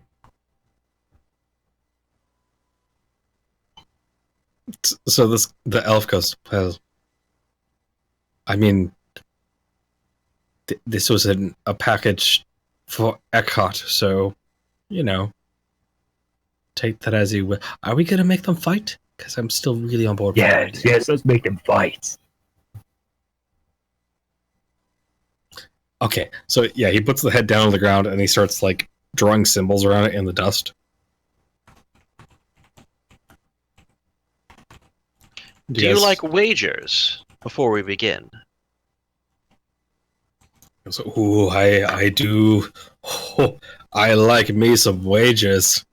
What do you have to wager? Well, that's a good question, isn't it? I'll have to stew on that, but the question is, what could we even ask of you that would be worth wagering, I mean, you've your career ahead of you that you're working on, but it's hardly prone to something we can tell you to deliver, now is it? It's true. Handstanding is a thankless career, but I think it's one that's really worth it in the long run. Because who doesn't enjoy seeing somebody get red in the face when they're upside down? Let's be honest. Mudflap raises his hand. Or its hand. Goes, yes, tiny green thing. By the way, fantastic on the back. Oh, love it. I'm very proud. Best mossback of all of my tribe. I would not doubt that. It's fantastic. Is that? I mean, that's got to be. That's got to be like what, 20 years growth? Almost. It's a fantastic moss, I have to say. Why would you want your face red? Because it's funny. See, faces aren't normally red, so when something's not what it normally is, it's funny. Normally. For instance, if you ran across somebody that should have moss on their back, but doesn't, it could be a tragic irony. It'll be funny, because people enjoy suffering, apparently. No, that would be very sad. But in a funny way, right? No, just sad. But like funny sad? Just sad. I feel like it would be funny sad. Maybe I'm off on this. I'm not. Bogues are a little young for me to know the ins and outs, you know. But anyway, I'm gonna make this head have a body. On that point, what of your body? You made a big to do a moment ago about how we can't kill, and Nick just gestures at him. Like, so what's up with that? Hmm? Well, I mean, you know, I'm cursed, so you know, like those of us all down below. I'm cursed so that. Wait a minute, idea. I shouldn't be telling you this. We should wager for it. Ah. See, I don't have much money. Only a few coins in my bag there, but I kind of need that to eat. So, well, I guess I don't really. I could just die from starvation, but that's really. I've done that. It's really unpleasant. I could tell you, but the curse is if your little lightning thing wins. Yes, that's a good idea. Let's have it fight. Let's fight it now. All right, so I am offering my information as my side of the bet. What are you lot offering or betting? I have 7 gold. Gold's boring. Wait, don't wager yet. Hold on. We need to huddle. Huddle up. Hold on. Yeah. Do you need a minute? We need a minute. This is a golden opportunity. All right. You know, I am a fair sport. I will give you. And he like puts his hands over his ears and turns around and starts going la la la la la la la la. Perfect. All right. Like, really off key. All right. You toothpicks, pick me up. Bring me eye level, and gather round, all of you, including you, Scabs. I see you over there, just hanging out on the periphery. Get over in here. I try to pick you up, but my hat, the point of note, the elemental is still leashed to me.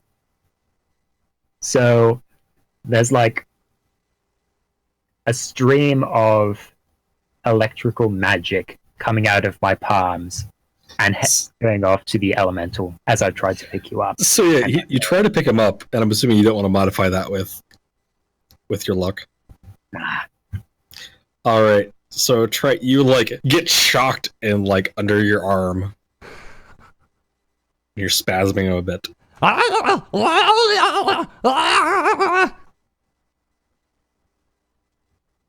Was that supposed to happen?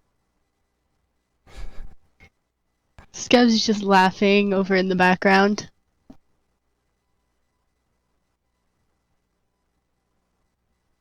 Nick doesn't interfere. However, after presumably the kobold falls down to the ground, Nick will reach down to the prone form and apply a light healing to basically get you back up to full. All right. So clearly picking up is a bad idea right now, but you're all huddled up. Okay, listen to the words coming out of my mouth. We wager forth his allegiance to us, to the Duke, for our side. He'll fight for us. That's probably more than he's already offering, Kobold. He's crazy. Offering information already that we don't have. We want him on our side. All the info. All or nothing. And what are you proposing to offer in order to get that from him? My life, my life, for knowledge. Would you How really will think you that he offer would that? have you join his comedy act? I'm not funny enough. Maybe He he might needs make a you straight another- man like me. He might make you another head. He's just crazy enough to do it. I know he's crazy enough to do it. Just use his hubris against him. We have to do it. Fire with fire. Scabs does not believe that this is necessary. Oh yeah, what would you do then? Scabs. Well, Scabs has borrowed some items, and Scabs believes that these items could prove useful. So Scabs does not believe that we need this person to be aligned with us. Scabs believes that we should just get information that he has offered. We could be missing a golden opportunity to have a strong fighter on our side. Have you seen one of those crows? They're impossible. Scabs has not seen one of those crows, and Scabs does not want to. It's up to you. I've said my piece. On with the show. Before we begin, however, all of this will hinge on whether we think we can win. You, Tusker. How strong is this elemental of yours?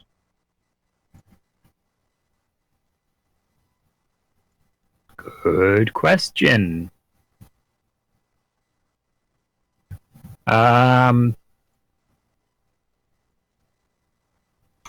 Which tag did you give it? 2 piercing. Okay, so it has 2 HP. Yes.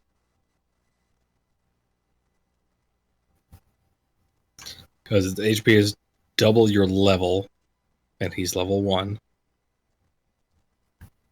Oh, And then its damage would just be yours, but 2 piercing. Which means it ignores 2 armor. oh. It's really underwhelming when I think about it. Compared to...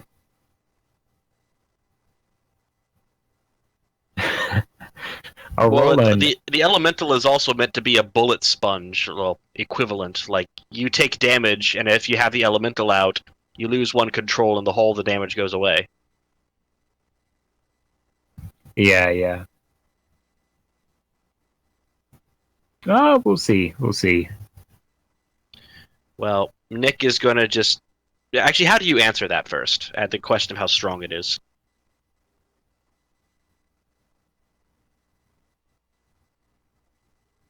The power of electricity will overwhelm anything. Well, that power is actually you now, isn't it? I mean, you've got this thing out here and jolting around, but it is you and you are it, yes?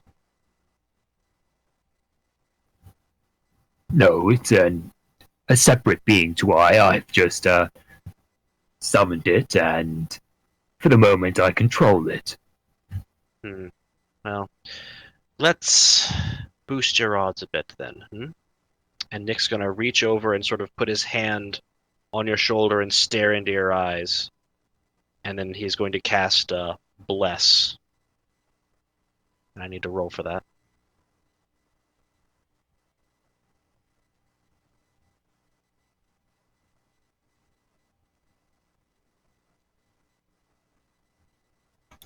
Oh, yeah. So give yourself a luck pack. And Bless gives an additional 1d4 damage, is that right? +1 forward to basically everything, just ongoing. Oh, that's right. I'm sorry, I'm thinking of something else. So it's going to that's boost fine. all of your rolls and therefore all of your elementals rolls for, until I cancel it.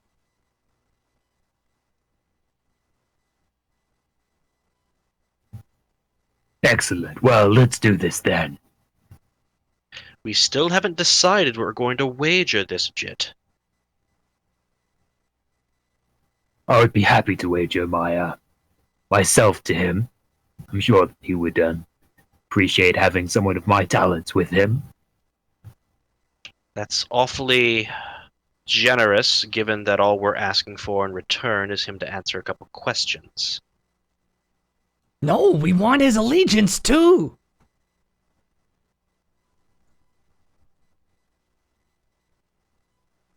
Enough of this. We must continue. I'm sure he's running out of patience over there. He never had any in the first place, I'm sure. I'll leave it up to you to offer, but take heed.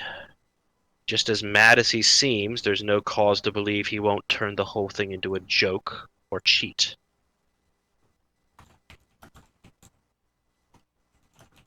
Be prepared to turn this sham of a fight into an actual one. He seems honest enough. He seems amused enough.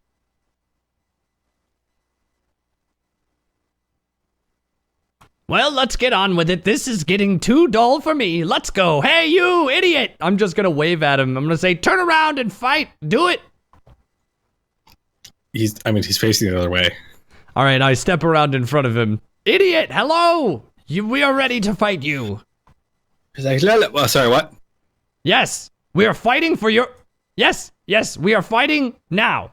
Let's fight. Oh, all right, cool. Okay. So he like turns around and he like the head's still just sitting there on the ground. But I don't know exactly what you're fighting for. You'll have to ask them. I'm staying out of this. But if it were up to me, I would do something different probably. Yes, what are you wagering? I'm wagering some of my vast knowledge and maybe a song or two. Oh, it's actually for Scab's life. Scab's volunteered to give her life to you. It's life to you, excuse me. Scabs has done none of that. I was the one that offered my services to such a kind traveling gentleman and entertainer. So let me just be clear here. If I win, you're my slave? You get a hired help, a straight man for your routine for a little while. I mean, after all, you're just offering your vast knowledge and answers, yeah? I don't think If you wanted to be more than that, then you could sweeten the pot on your end. I think we'll just keep it at my... I'll give you... I will give you 5 questions that I will answer within my knowledge base. And yes, I would like someone to carry around my pack, and maybe I've really been trying to do a double backflip, but I could use someone to help me train, so a servant would be nice. Then it's settled. He goes, all right, well, he like stretches. All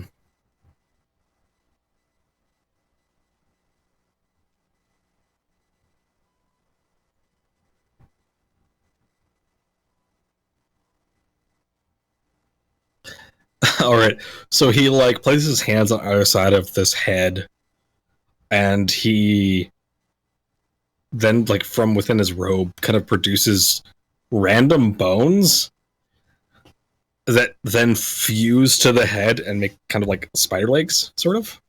And so it's just kind of like shuffling around on these bone spider legs.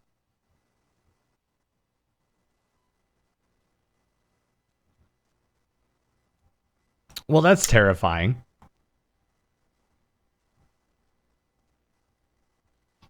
All right, what do you guys do? Well, let's start this off then. I will command my elemental to attack. So if I'm right, you basically just get one command right now, right? Or one control? So he gets to roll on a 10 plus. It doesn't cost his control. Oh, that's right. Yeah. All right. Cool. And yeah.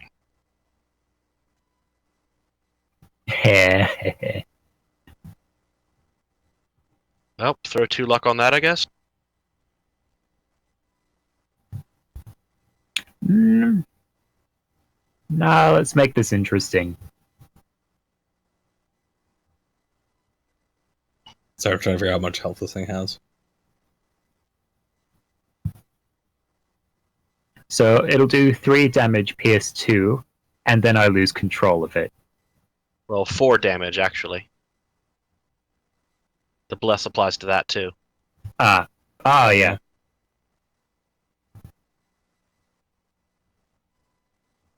Four damage PS2, and then I lose control of it. Okay, so this thing has... Oh, there it is. Okay. Alright, so you do how much damage? Sorry? 4 PS2.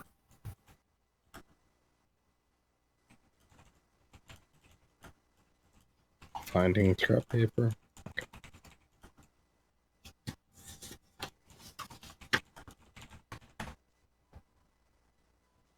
So basically, what did we end up wagering? I don't know. I tried to throw everybody under the bus when I didn't get my way.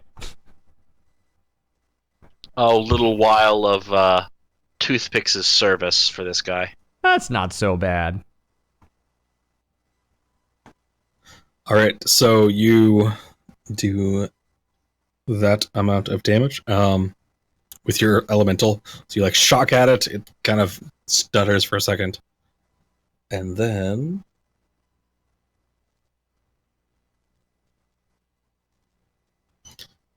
it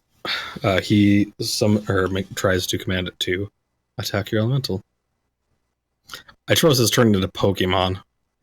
I know. I kept trying. I was trying not to bring it up, but I was like, this is so much like Pokemon. Use a splash attack. Tail whip, tail whip, tail whip. It hurt itself in its confusion. Okay, so that was a success. So it does.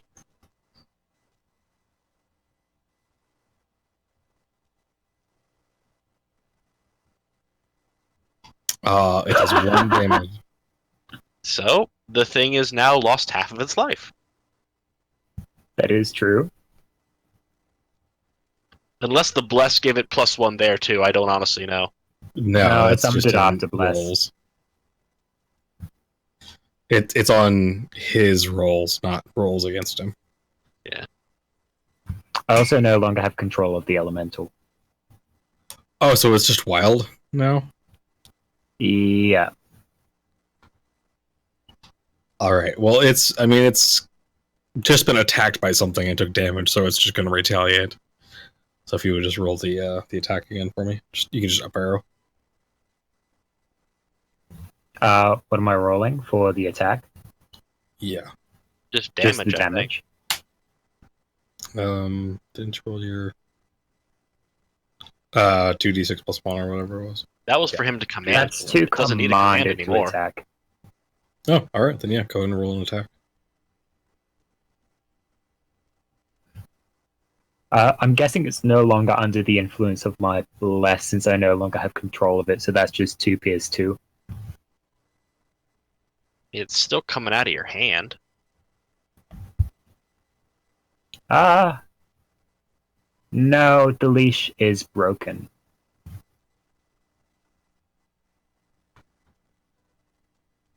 Yeah, so it's acting on its own now. So he commands his again. Alright, and then... So yeah, he kills your elemental. Oh, it lost. You'll see. That was, I mean, something that lightning. I expected that to have a little more, oomph. But, either way, you have to carry my stuff now. Go pick up my bag, slave!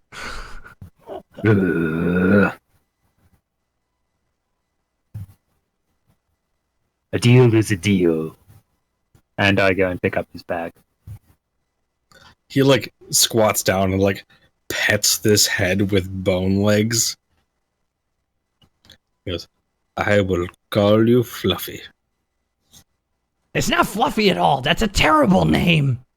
That's why it's funny. It's an ironic name. Can Scabs pet Fluffy?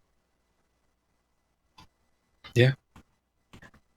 So Scabs goes over and pets the head. Scabs likes this. You know, it's all. You can make the best pets if you just know a little necromancy. It's fantastic. I would really recommend it. You gotta, sell part of your soul and deals with demons. But you know what? Lifetime companion. Right here.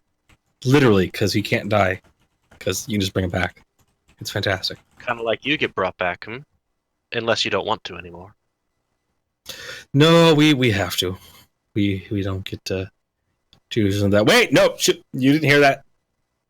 You didn't win, so I don't ask questions. But no. This is not me asking a question. This is me telling you. There's other options. No, I've tried to not come back. It's a temporary reprieve. You can only resist for so long. But that was just you on your own, right? Well, yes, everyone dies alone. Unless they have someone next to them that's holding on to you. I don't know how you do that. Do you not have a god? When I die, I'm going to see Faris, and he's going to take me up on high with him. Kobold, shut it. Are you suggesting some kind of suicide pact? Because you don't have the curse. And that I'm just not means talking you about a die. suicide pact. No. I am saying we've seen one of those, what do you call them? Those crows.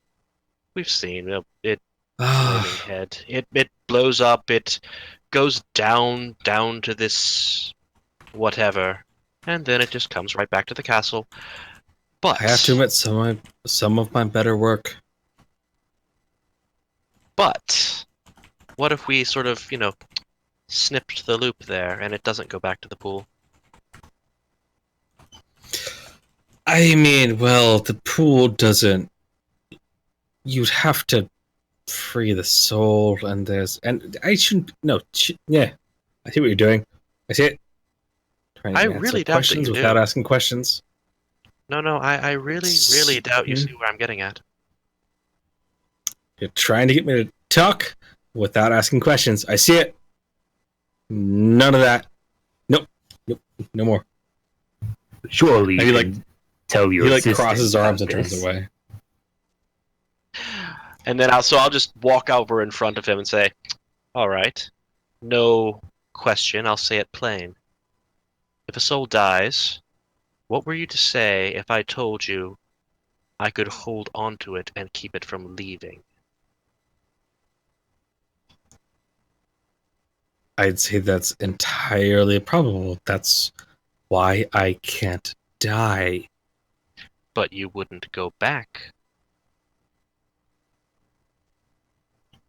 Well, why would I want to die and not have a body afterwards? That's just boring. That's just being stuck in a jar.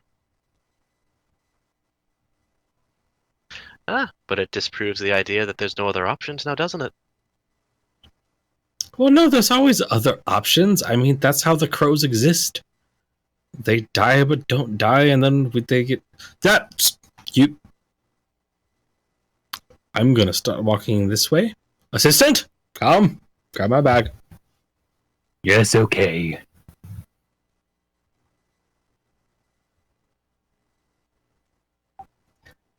And then he stops and goes, head thing, come, heal, Fluffy. Fluffy, heal, come.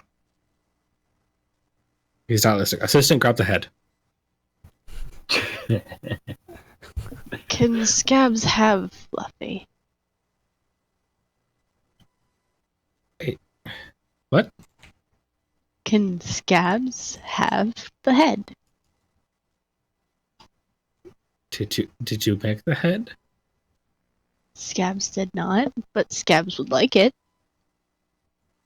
Is Scabs willing to pay for the head? It depends on what Scabs has to pay. What does Scabs have to offer? Scabs has some gold. Gold is boring.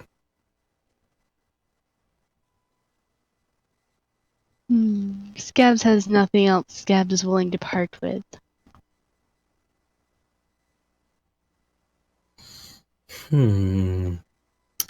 What about tiny little bit of Scab's soul? You don't need the whole soul, right?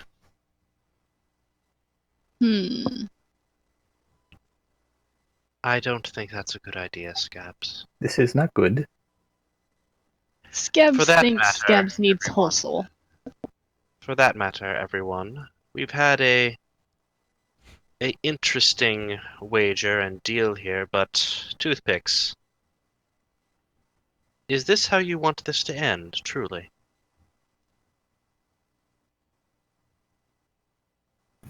Well, a deal's a deal. We need to keep our end of the bargain. And that means we're just leaving now.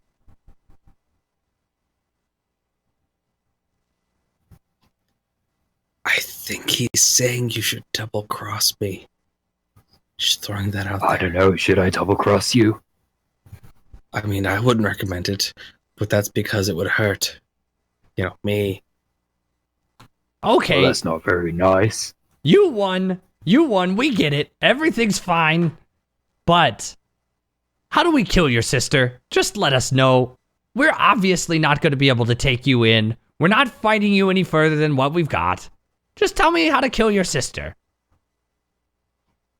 Can you kill me? I don't think so. Then you can't kill her. Are you the tool with which we would destroy your sister? Do we need to use you against her in some way? No. So, what is her weakness? It would piss She's her off. bound by the same curse I am. Okay. And so many others, so break the curse, kill the queen. Great. Okay. Good. I don't have the patience to be listening to any of this. Were any of you listening about the curse? I was not listening. I mean, that's going to. I mean, she's been winning. What year is it? It's like 4,000 years or something. We've been down there, and it's it is really boring. Being up here now, though, is fantastic. I've got new toys to play with. I need like points for that. I've got new people to have fun with, sort of. To be honest, you guys kind of lost pretty easily, but this brings new opportunities. I can bring Fluffy and fight him against all of the summons. It'll be amazing. Gotta summon them all. No. I'll think of a good name. I will. Summon League. We're trying too hard down the back. Summon Monster League. Summon League. I'm sure you'll be the best that there ever was at that. Like no one ever was. I feel like I'd be cheating because I'd be in charge of it. Because I'd be. Anyway, I'm just. Minion! Let's go that way. That way. Yeah.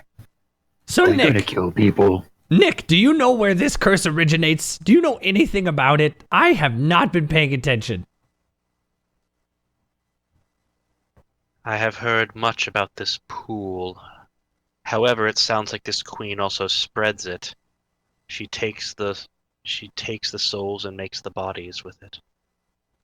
Ah. However, I think that means she's also taking credit for his work if he claims the crows are his, so, half a loaf. So that means if we take a whiz in the pool, it's all over for both of them. Scabs looks over at Nick and holds up Scabs' rapier. And yeah. Just a bit of a nod. Scabs takes that as a nod. Scabs takes a nod as a yes. So Scabs quietly tries to sneak up behind, crap, what was the name? I think it was Findor. No, I don't think it was Findor. I think it started with an S. Celery? No, that was the Duke. No. Right. Scabs is trying to sneak up behind Trightmare's character. Not what I thought you meant. Out of character, I think you've misinterpreted the target in question. I'm gonna let it slide. Keep going.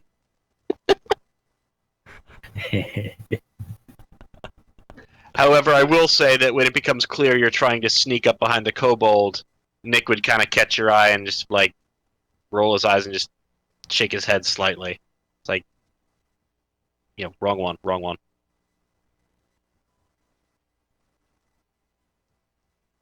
So Scabs realizes that Scabs isn't allowed to stab Trightmare's character, so Scabs just kind of sulks back over. I actually want to encourage you to stab my character. In all honesty, please stab my character.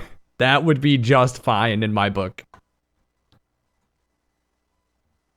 If you want to, go ahead. Yeah, I do want to. Do it. My character's so annoying. So Scabs like to creep up behind Trightmare's character, who I forgot the name of. My name is Sacroscale Holy Tongue, and you better know that before you stab me in the back. Okay, Scabs sneaks up behind Sacro something. Sacroscale. Sacroscale. And pulls out Scabs' rapier.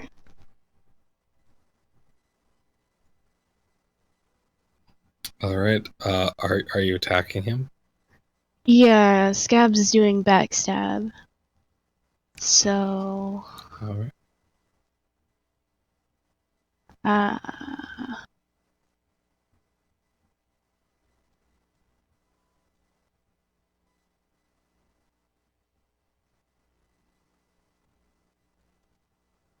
You better beware, I have a whole entire whopping 1 armor. It's pretty serious over on this end of the game. alright, so, Scabs has a rapier, which means, Roll your dex. I'm gonna use luck to make it a full success. You have Okay. 22 luck? My god. Scabs hasn't had to do a lot of rolls, It's and true, so just keeps but- accumulating luck from different sessions. Okay, so backstab. You get to do 2 things from that list.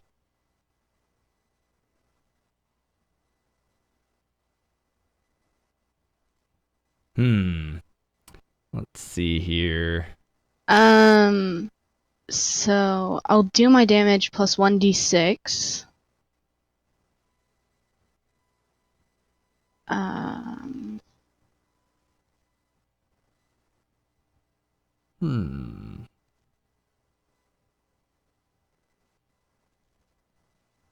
So would I roll 1d8 plus 1d6? Oh man. Yeah. And you literally type /R space 1d8 plus 1d6. And they'll roll that. And you get to choose a second thing. I'm probably gonna die. I think this might kill me, as a matter of fact.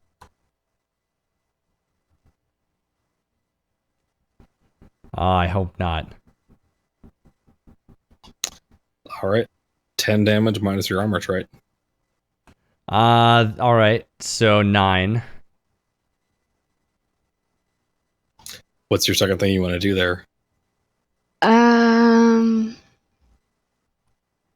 Reduce their armor by 1. All right, try from now on. Your armor is trashed. So Scab's Sullen Strike just kind of walks up behind you and just stabs you in the back. Okay. I think that's how you know that she doesn't like you. I attack the NPC. Hack and slash. All right. So you're talking about what's his name? I am. The elf. Yeah. I just go into a fury, an absolute fury. My wrath is already at 3, mind you, so I'm already, like, hulked out, super angry.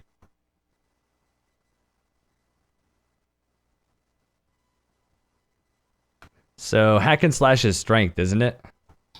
Actually, can I briefly jump in here? So, as I understand it, Scab stabs the kobold. Kobold gets pissed off and runs at the elf to attack it, right? More or less.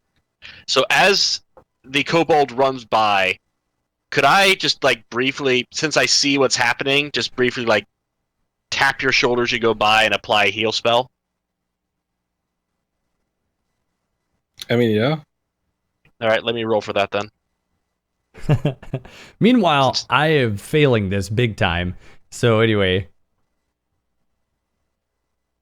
Well, there's the heal. Oh, all right. Give yourself some luck. And I got to roll for how much it is.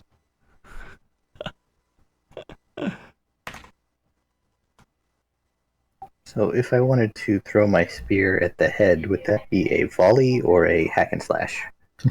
Volley. Anything range is volley. Thank you. I can't. Okay, so try it. I just healed you for 10 damage. Thank God. So back up to full. Well, almost full. Pretty much. My constitution is my highest stat. So anyway, thank you for that. First of all, out of character. And in character, you're all evil. All of you are evil. Why would you do this to me? None of you know my God. I will show you. And I just run at the enemy, and Nick pops off that heal, but this is a 5. I've rolled a 5 on the hack and slash. I'm going to probably get bopped in the snoot pretty hard. Yep. Sorry. Trying to find his stats here really quick. And then Do you have 2 luck to at least make it a partial? I have plenty of luck, but I need XP more than that, I think. If you want to at least get started on taking this thing down. I don't even know if this is going to aggravate him in the slightest, knowing his character. It'd be even less threatening if I failed. So you charge at him, and you're like arms raised, trying to swing down at him, and he just turns around and just holds a dagger out, and you just run into it. Okay, that's awesome. I ran headlong into a dagger, a stationary dagger. And you take 8 damage. Yes, I'm actually netting health here. Love it. Oh, it's amazing. So yeah, he just heard you coming and just goes, and you just run into his dagger. All right, I think that's pretty appropriate. I raged. And he says, "No one likes a sore loser." That wasn't a very nice thing to do. And I channel one of my techniques. I don't channel one of my techniques. No, you know what? I'm going to spend all of my luck to make that a partial. Or It could at be least full. make it a partial. It's 2 to make it partial. Yeah, I can't make it Or, full, sorry, so I'll 3. make it Sorry, partial at 3. least.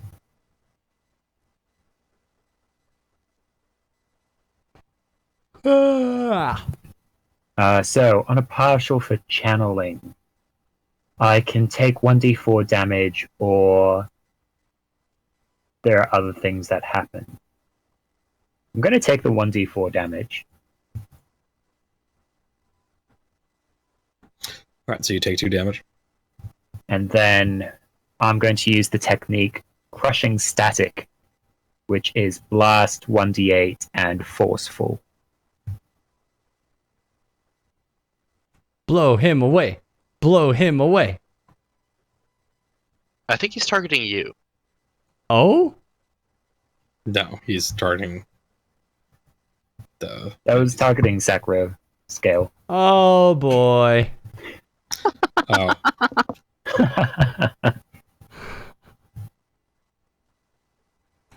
so you said it was... What were the other 2 tags? Blast and Forceful. Alright, so Troy, you get knocked on your ass by a shock of lightning and take 2 damage. So you're back down to where Right, you were sorry. when Scab stabbed you. Oh boy. You shouldn't be rude to people that are being nice to us. Can't you see? This one manipulated that one. The scab. The scab is working for him. They're allied cahoots. I don't know who to trust anymore. Have you been manipulating the halfling? Scabs does what Scabs wants. That's what you think. That's what someone who's under control would think. So he just slowly raises his hand and goes, Scabs does what Scabs wants. Throwing that out there. All right, I defend. I am officially now defending, and I have rolled an 11, and I will take all forward. So give Or yourself hold. 1 luck. You have 3 hold Okay, for defend. What are you defending? just where I stand, because everybody's attacking me right now. Okay. Tabletop, what are you doing throughout this madness? Well, I'm going to take advantage of the chaos, and like I was asking about, I would like to hurl my spear at the head. Okay. So roll your dexterity. Oh, that went bad. Hey, you get an XP from that failure, though. So you have the option to spend some luck to make that a partial or a full success, or you can just take the XP. I'm just going to take the XP. That's a lot of luck. All right. So you like hurl your spear, and it just kind of like hits into the ground next to the head, and it just kind Luffy, of no! scutters around and scowls at you, and then starts rushing you. I must defend Fluffy. All right, out of character, I have enough hold.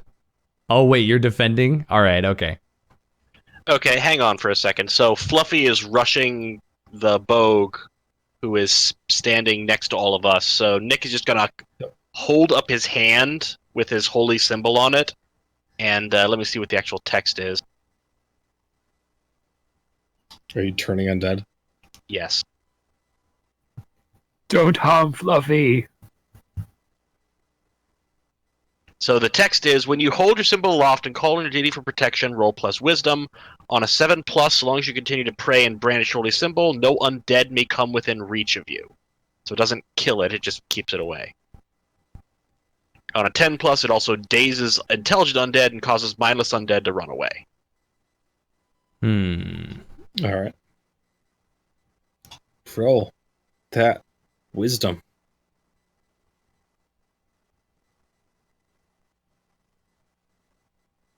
Do you want to lock that? Nah, 8 is sufficient. Basically, it's not going to be able to come near us so long as I'm holding this ring up. All right. So it stops.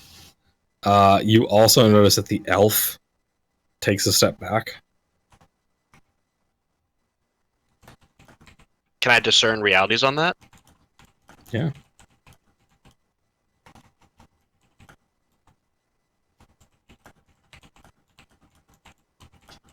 All right, 3 of the appointed questions or 1 question.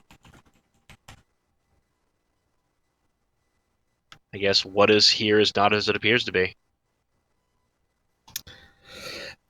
Judging that he stepped back, he is alive, but he's clearly said that he's died.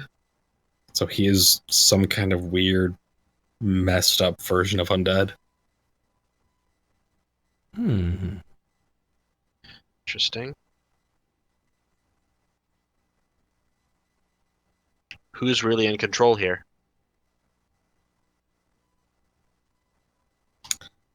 I mean, at the moment, no one's really in control. It's just kind of a free-for-all.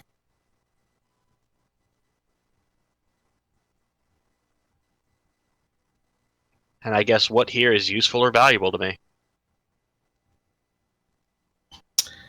I mean, the fact that you can keep at least 2 of the combatants at bay is very valuable, as long as you keep your symbol held aloft.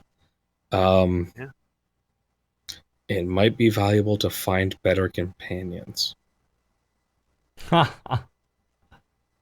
Wow. Rude. Ouch. But not untrue. No, not at all. Yeah. So at this point, with the ring still held aloft and Fluffy held back, and I'm blanking on his name again. Findor, that's what it was. Findor. Findor, taking a step back, said, "Okay, children, I think that's about enough." I pick up Fluffy and cradle him in my arms. Does it let you do that? It's kind of gnashing at you, GT. But yeah, it lets itself be picked up.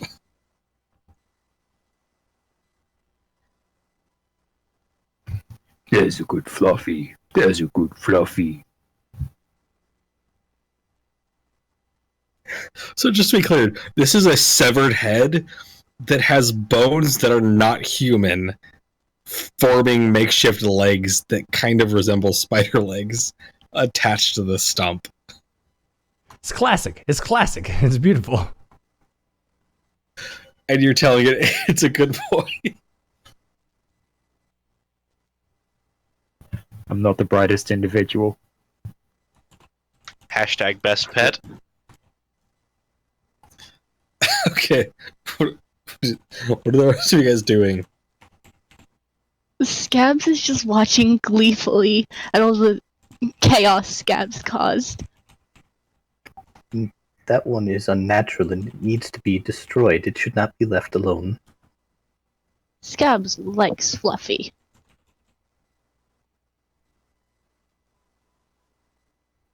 Stay away from Fluffy.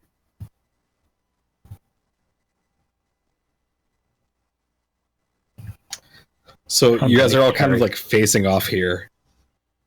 And then suddenly in the middle of you, just out of nowhere, there's a boy. He's maybe 12, 13. His clothes are ripped. He's got like these giant, like 8 to 10 inch like barbs sticking out of him. And he appears to just be bleeding black ooze. What the? Okay, I don't know if this is spout lore, discern realities, or just remembering, but I know Nick has seen a vision of a sad boy before. What would I have to roll to see if this is the same one, or would you just tell me? It is the same boy. You would just recognize him. Scabs starts walking away from the creepy boy.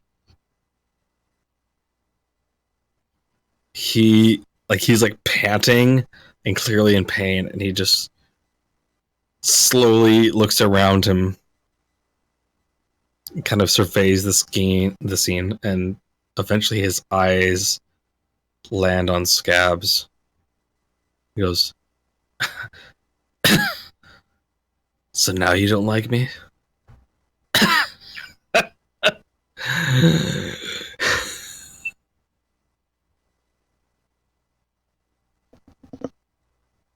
At this, Scabs turns around and is very confused.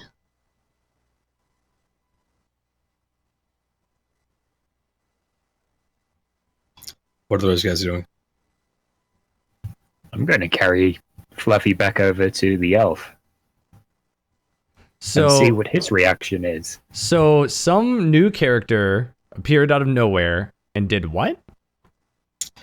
So he's like 12 or 13. He's got several of these like 8 to 10 inch black barbs sticking in him. He's bleeding black like ooze. He surveyed his surroundings and then looked at Scabs and said, "So now you don't like me?" And then laughed. Scabs, who exactly is this? Are you this in that? And I just point at Fluffy. No, you can't be. I've seen you before. You've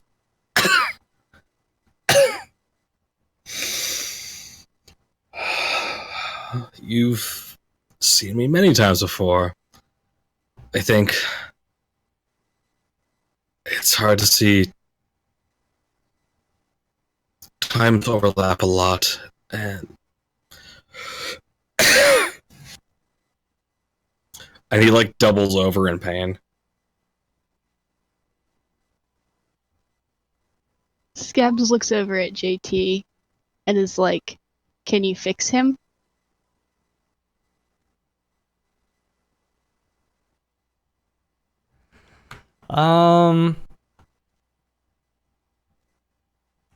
Let's see here. So I just rolled for another defend check real quick. As long as you still have hold, you can't roll more defense. Okay, can I change my target then? I think one of the things is you can spend one hold to change the target of what you're defending. Let me double check. I got it right here. If it's not in there, it might be something I read from the writer. So I'm just saying you can just spend one hold to change what you're defending. Cool. I spend one hold. I am defending the spiny boy. And I am saying, none of you come near him. None of you get to come near him until you give me answers. I need knowledge. I haven't learned anything great recently. Other than the curse and this and that and the other thing. And, you know, the fact that this guy actually is the brother of the queen. And, you know, this. And I just keep rambling and rambling and rambling. He goes, "I thought you wanted to kill me."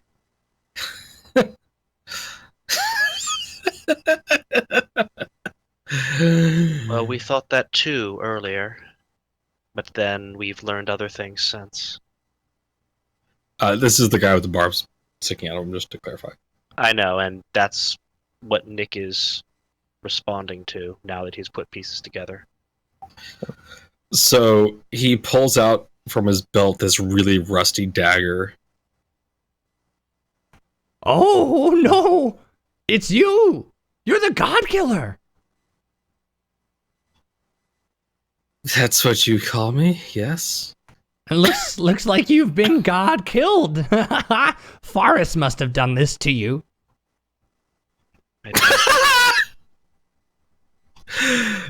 No.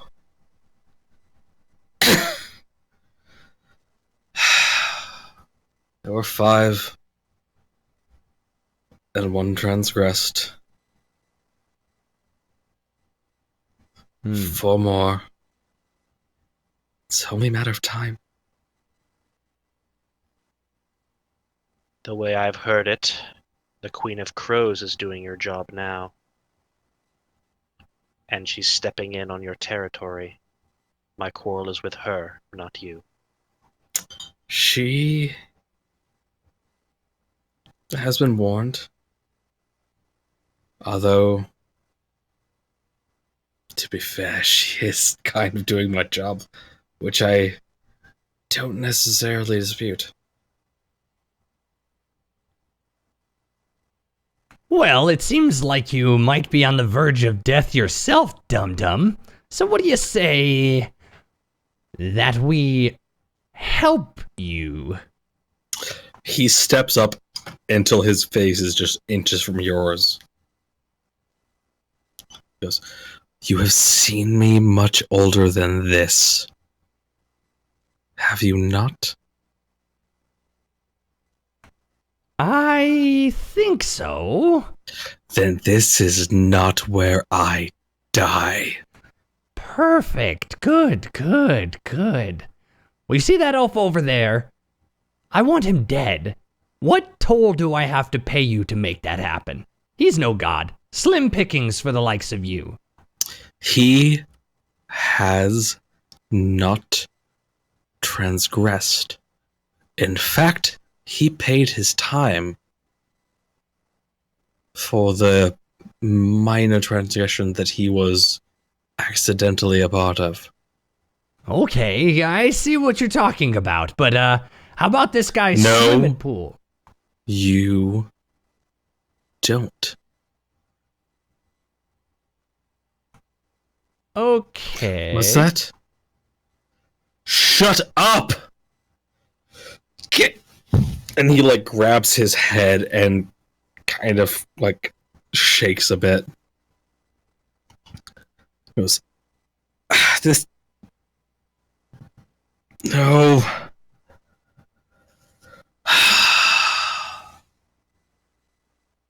There goes another one.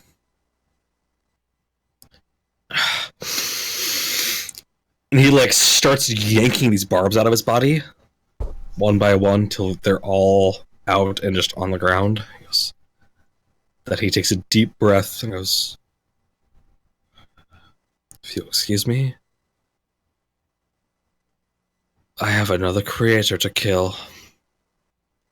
And then he's just gone. Can we? Are the barbs he yanked out on the ground still? Yeah. Yeah, let's grab at least one of those.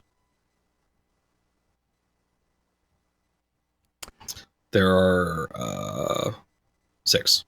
Well, if there's no objections, just I'm going to defend these items. No, none of you can touch them. None of you.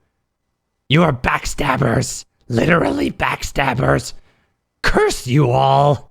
You allied yourself with this evil one. I healed you, Kobold. Do you want me to also end you? You get some slack because you're a part of our order. I will share these with you. Just back off of them for now. Solve this situation. My patience grows thin. Is this always how adventures go? Scabs would like No. to stab him again. This is what happens when you don't check your target.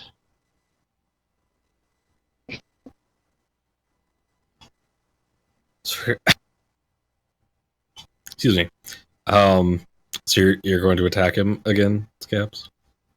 Scab said Scab would like to, but Scabs doesn't think it's such a wise idea at this point. Alright. So let's look. What is the elf doing throughout all of this? Did he have any reaction to the god killer showing up and then leaving? You look over and he is like prostrate. Like he is on his knees, face down, like covering his head. He's muttering something that you can't hear. I guess Saha-ul made an impression on you then, hmm? Yeah, he's just ignoring you. Got it. So...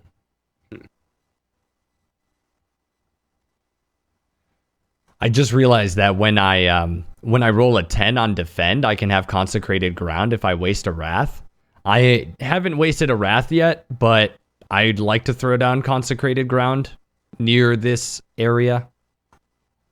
All right, and what is consecrated now grounded to? If anybody enters this area, they take 1 damage immediately equal to my level. Or they take damage equal to my level immediately. Okay.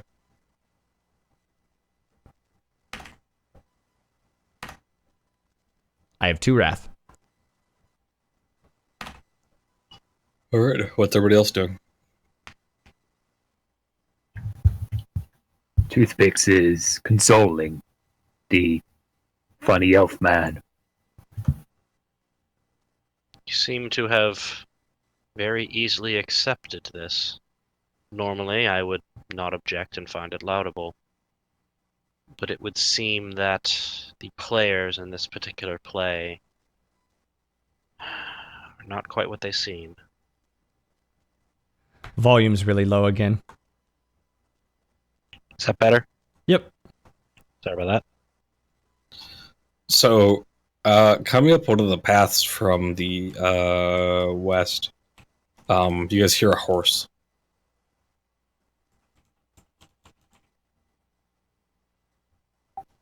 I'll turn to take a look and survey what's coming. All right, there is a rider, a soul rider on a horse. He appears to be wearing the uniform of the Empire. He's probably a royal emissary of some kind. Scabs sees shiny.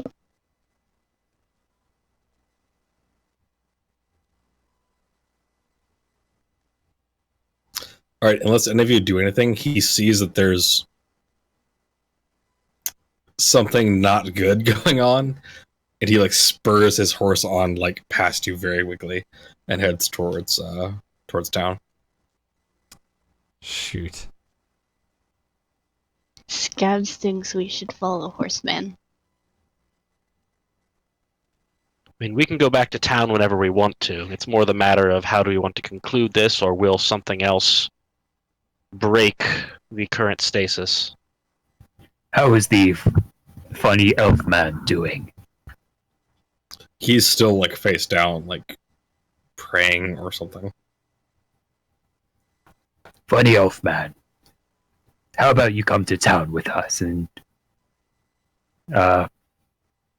would that make you feel better? Perhaps there are people there that you can entertain. He sits bolt upright and looks at you and says, "No, no, no, no, no, no, no, no, no, no, no, no, no, no, no, no, no, no, no, no.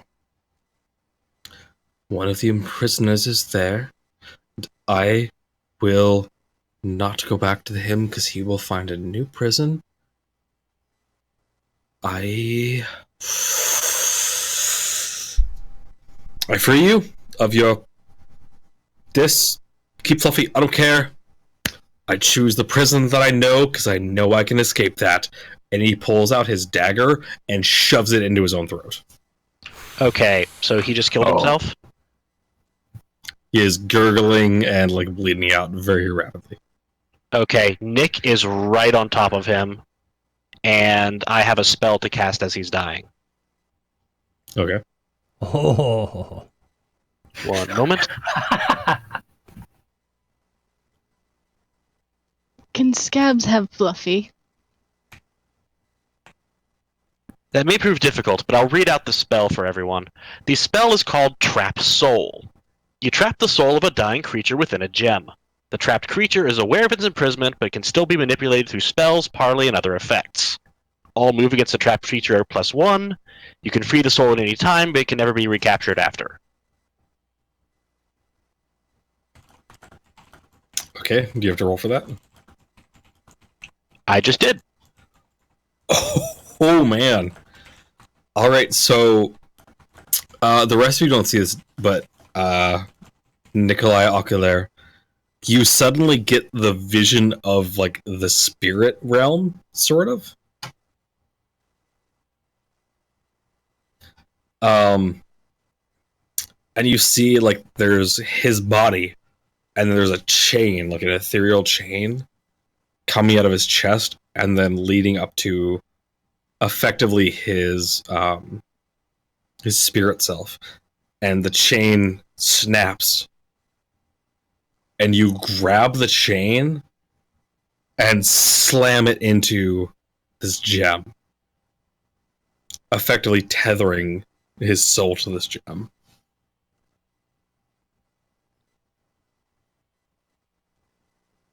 Does it like? I mean, I figure the thing like forms in my hand or whatever, and this thing just it creates itself, or I have it as a reagent or something. I don't actually remember that detail. But one way or the other, like, what does it change appearance visually? So it goes from this like plain kind of white crystal and almost like that quartz, to it starts turning red, like it has veins in it, and then it turns this deep purple, but it still has like the red veins going throughout it, emanating from where you see the 2 points of the chain connecting. No one else can see the chain, but it's clearly there's 2 points on the side of the gem. It's, I don't know, 6 inches long or so. Poor funny man.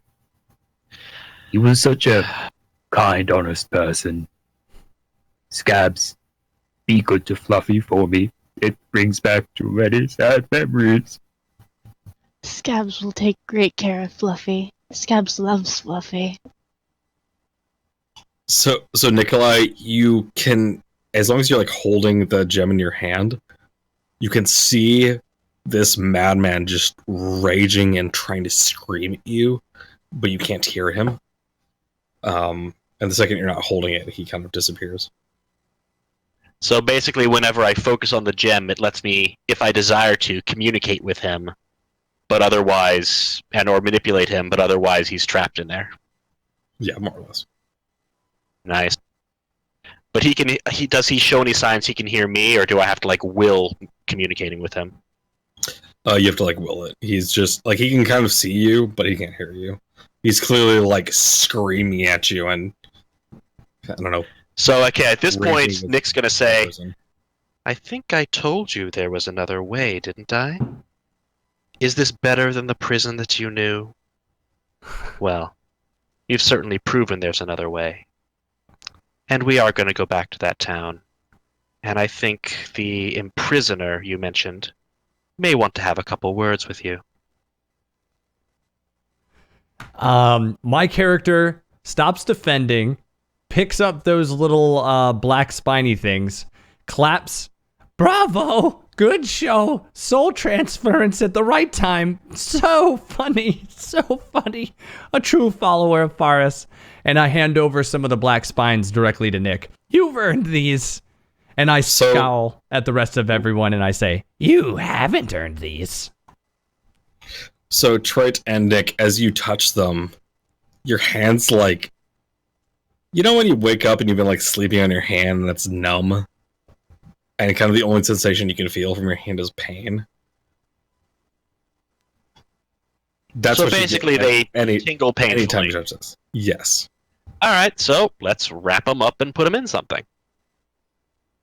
I mean, yeah, you can like throw them in your bags, whatever. It's just anytime you're touching them directly, it's painful in a really bizarre way. Gotcha. Alright, so, before we leave, is there anything else here worth looting? Maybe pick up the guy's bag to see if there's anything else in it? I'm literally wearing his bag with all the stuff in it. Alright. So you have JPs. some clothing, flint and steel, and like a utility dagger. Alright, are we agreed on going back to town then? Yeah. Indeed. All right. Are you using the like waystone to get back to town? I mean, I guess we can, but I'm wondering if it would interfere with the magic of the gem. I don't think it would, though. I think it's pretty solid now that he's in it. No, it would be fine. Alright, then let's warp our way back. And for context, in those who are viewing, one of the things we unlocked in the first quest is a calling stone, which, when used and a word is uttered, lets us warp back to town. So, yay, Hearthstone. Partially for convenience, partially because they're cool. So you guys warp back to town, and the first thing you see is the Duke beheading the guy that you saw riding on the horse. That can't be good. There's a lot of heads coming off today. I'm not sure if I like this. This is very, very strange, very bad. So this happens, and then you see Trither like burst out of the bar because he heard a commotion. And him and the Duke kind of exchange very muffled words. And then Trither starts calling for the guards to like get the body out of here.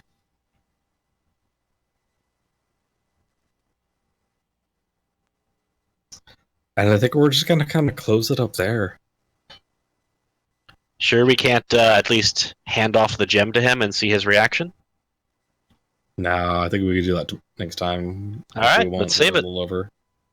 Cool. All right, so we are now going to do end of session stuff. End of session. End of session.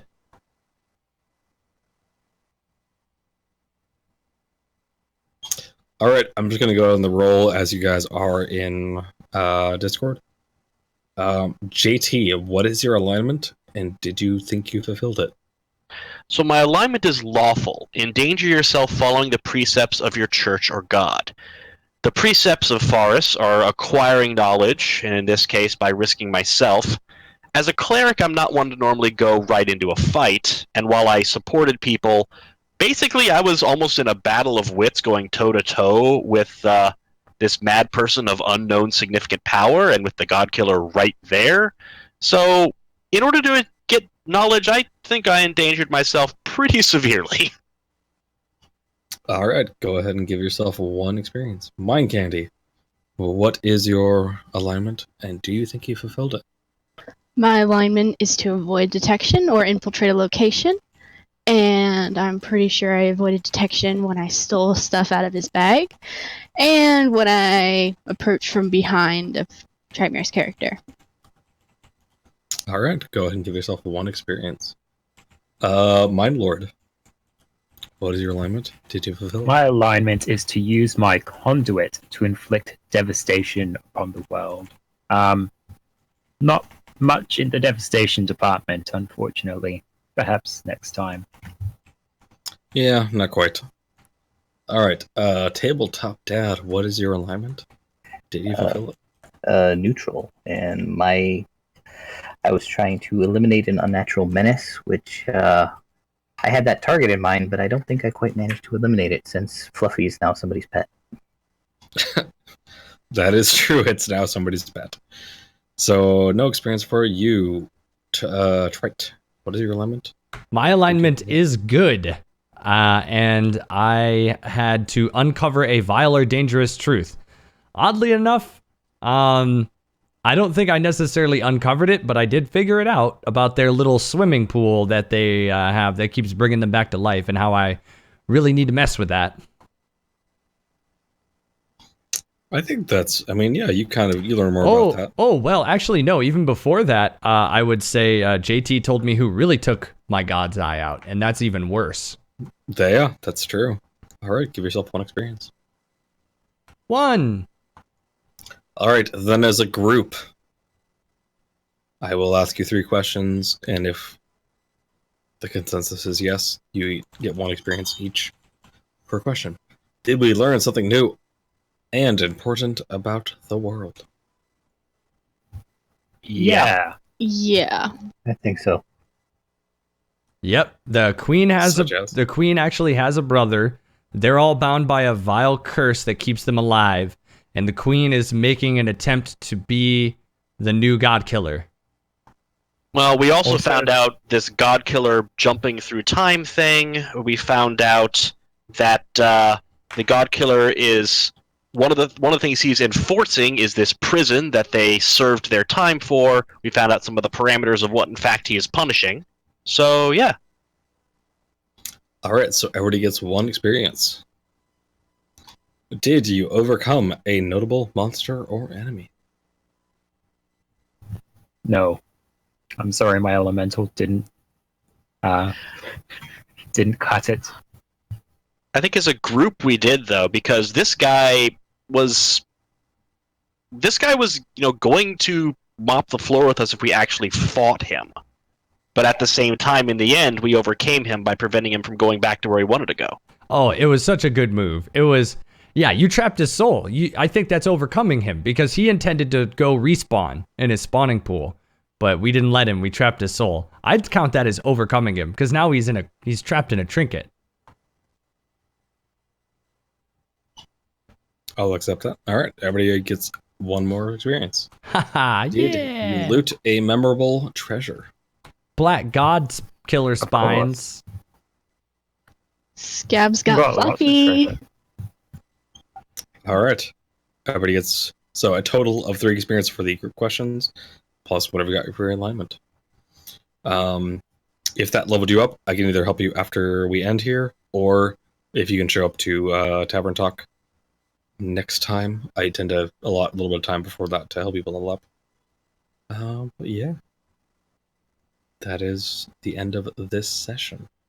As always, new quests will be up the week of the next session, which is hopefully in 2 weeks, unless something goes terribly, terribly wrong, which it shouldn't. But Nothing will go wrong, and my character leveled up and didn't die because you all made an attempt to kill me. That was such utter chaos, seriously. I mean, it was mostly me trying to kill you. My character is pretty annoying. I wasn't even surprised, really. You'll probably realize a complete and utter lack of surprise. All right. So, thank you, Baron, for conducting this very, very chaotic session full of exposition and character development, which my poor little attention-starved kobold couldn't quite handle all that well. My apologies to the party and to the game master in that regard. So, I would like to go down the roll and share a special moment that you guys liked from this particular session, and we'll start with JT. What's a moment that you think was a highlight of this session? Okay, so highlight. I think the slapstick stuff in the middle was freaking comic gold, but I will also say that ever since the quest was chosen, I was waiting for the soul gem trap. I literally was trying to make that happen the entire time. And so when it got to happen because he killed himself, like if either we had killed him or the God Killer had, I was going to be ready to do that. It was beautiful. Full disclosure, I have a book of forbidden rituals titled How to Mess with Souls, written by a drunk wizard. I was going to try to soul swap. I totally forgot about that. I think you said it was volume 3 too, which is pretty funny. Yeah, sorry, the title is very long. I couldn't see the suffix. But yes, when you went in for that soul grab, I was actually I was whispering Baron. I was like, let me get in there and aid him, and then I'll swap souls with someone. Yeah, but there was no opening to aid. He just succeeded. So if you let me aid, I was going to swap Mind Candy's soul with this dude and like have a body, like a good old fashioned Freaky Friday switcheroo and whatnot. So I was also scheming. That would have sent Scab's soul down to like the infernal hell pool or whatever. You know that, right? Oh, I know that. My character knows that at least, but it didn't pan out. Well. Hey, you stabbed me in the back and literally almost killed me. Mind Candy, what's your highlight of this session? It's either between getting Fluffy as a pet or getting to stab again. That was a very powerful strike, might I add. That took me down to like below half health in one go. That was pretty crazy. Wow. Your character deals a lot of damage. Yeah. Well, that was also like a near perfect backstab or something. So yeah. Yeah. I will also know that you guys are really lucky you didn't fight that guy. Oh, really? I tried. He probably would have wrecked us. That's why I didn't want to fight him. Yeah, he's like a level 8 necromancer. Oh, okay. Cool. Yeah, we would have died. Anyway, Mind Lord, what's your favorite moment of this? I really enjoyed the slapstick and the slapping generally. That was fun. But I also thought that the Pokemon battle in the middle of it was entertaining and funny as well. Even though my Pokemon was a poor level 1, couldn't really do much. Who doesn't enjoy a good Pokemon battle in the middle of a tabletop game. In retrospect, we should have sang the fight music. That was a missed opportunity. And Probably. I apologize on behalf of the group. Yeah, that was awesome. I like your characters so much. The mixing and matching of the tags is really powerful. Like, what a powerful ally your character is going to make. That's pretty awesome.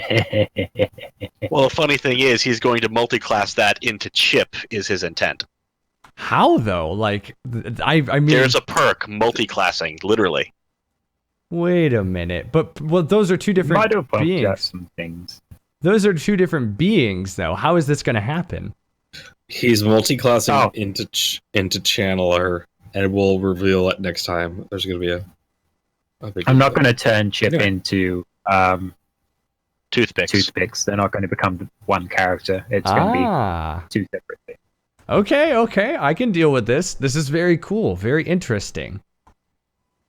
All right, Tabletop Dad, what was your favorite moment? Well, I mean, everybody latching on to the fact that I was like, well, I'm a rustic guy, and I saw them slapping each other, so let's slap for greetings. That was a lot of fun. But, That was pretty good. yeah. So I was just... I like the color. That was my favorite moment. I was just trying to find a way to fit in, since I think I know the least about what's going on in the world compared to everybody else. Yeah, Trey, you really need to post the VODs. Yeah, that is a true thing. Coming to YouTube near you very, very soon. So soon, in fact, that I can't even tell you when exactly. By the way, did I mention that we're currently looking for moderators? That's a fact. We are looking for so many moderators. I hope you want to become one, because we need them. Trey, what was your favorite moment? Let's see here. I actually liked running headlong into a dagger, but I gotta be honest, I really, really liked the moment where me and Nick got to exchange some information as equals of Forest. That was really good because it helped my character understand so much that it didn't know already. Yeah, and that's actually, it's quite a quick side note, that's kind of most of what Tavern Talk, which we do about an hour before the session every time. It's just players kind of comparing notes and getting to say stuff that they didn't get to say in session. Right, which is good. So I might show up to Tavern Talk at some point in time as well, and I encourage anybody who's ever played a session to show up to Tavern Talk, because then your characters can interact with one another and knowledge can be transferred between sessions, bringing your character way up to speed. And pro tip, you can still do like some roles in these, so it's also potentially a place you can get experience. Hint, hint. Right. Yeah, I've had a couple people, they were like one experience short, make a couple rolls, fail a couple rolls, and then level up. So, yeah, also used for that. Awesome. So that sounds like something perfect for Tabletop Dad's character to get involved with, because then he can fill out his character, basically, and come up to speed. Yep, definitely. I try to show up 60 to 90 minutes before the session. Kind of depends what I have going on that day. But, yeah. Yeah, this was a good session. It's really hard to play. It's like really hard to play when your character has such an annoying trait and is very low attention span. So, it's tough. And my character's submissive, so I can never stand up to anybody, which also sucks. Is that actually in your character description? That's a racial. They're submissive. They're not dominant, so they will never push back. That's why when I was like, I recommend we do this, and you were all like, I'm not feeling it. Then my character was just like, well, okay, I have to bugger off now. All right. So, again, thank you all for playing. We'll do this again, hopefully in 2 weeks. Although I need to double check that I'm going to be going out of town a couple times in the next couple weeks. So, I need to figure out when that is. Understood. Thanks for hosting the session. Yeah, did y'all have fun? Yes. I had a ton of fun. I think we did a better job of making sure everyone got airtime this time, too. I think so. I tried. Me not getting a whole lot of airtime wasn't your fault. I was trying to figure out where to go. Oh, no worries. That's totally understandable. Yeah, thanks for being patient with us. We'll bring you up to speed offline. And like I said, all of these VODs should be hitting YouTube sometime soon, and then you can go back and rewatch the whole story. I highly recommend it because the adventures that we've been on, this is what, our 11th or 12th session so far, I think, or something like that. 11th. 11th. This is the 11th session. Make a wish. But it is a really damn good story, and I want you all to get caught up with it because it is very, very good. If you don't already follow me on YouTube, I'm going to put the hyperlink in the chat right now. And other than that, I'm going to be signing off for the night, and I'll see you tomorrow live at 2 o'clock Eastern Standard Time for some Path of Exile and some Dauntless, and we'll be raffling off some more Dauntless beta keys. So get your butts ready. And thanks again to Baron for being a fantastic game master. And thank you to JT Wrecker. Thank you to Mind Candy. Thank you to Mind Lord. And thank you to Tabletop Dad for playing with me. I had a butt ton of fun myself. I will see you all tomorrow, I hope, and I wish you good luck in continuing the crusade. Bye-bye, citizens. I said bye-bye, citizens. Bye. All right, bye. And thank you again, Baron. Keep an eye out on our Discord for the quests for the next session, and I'll see you then. Bye-bye, bye-bye, bye-bye.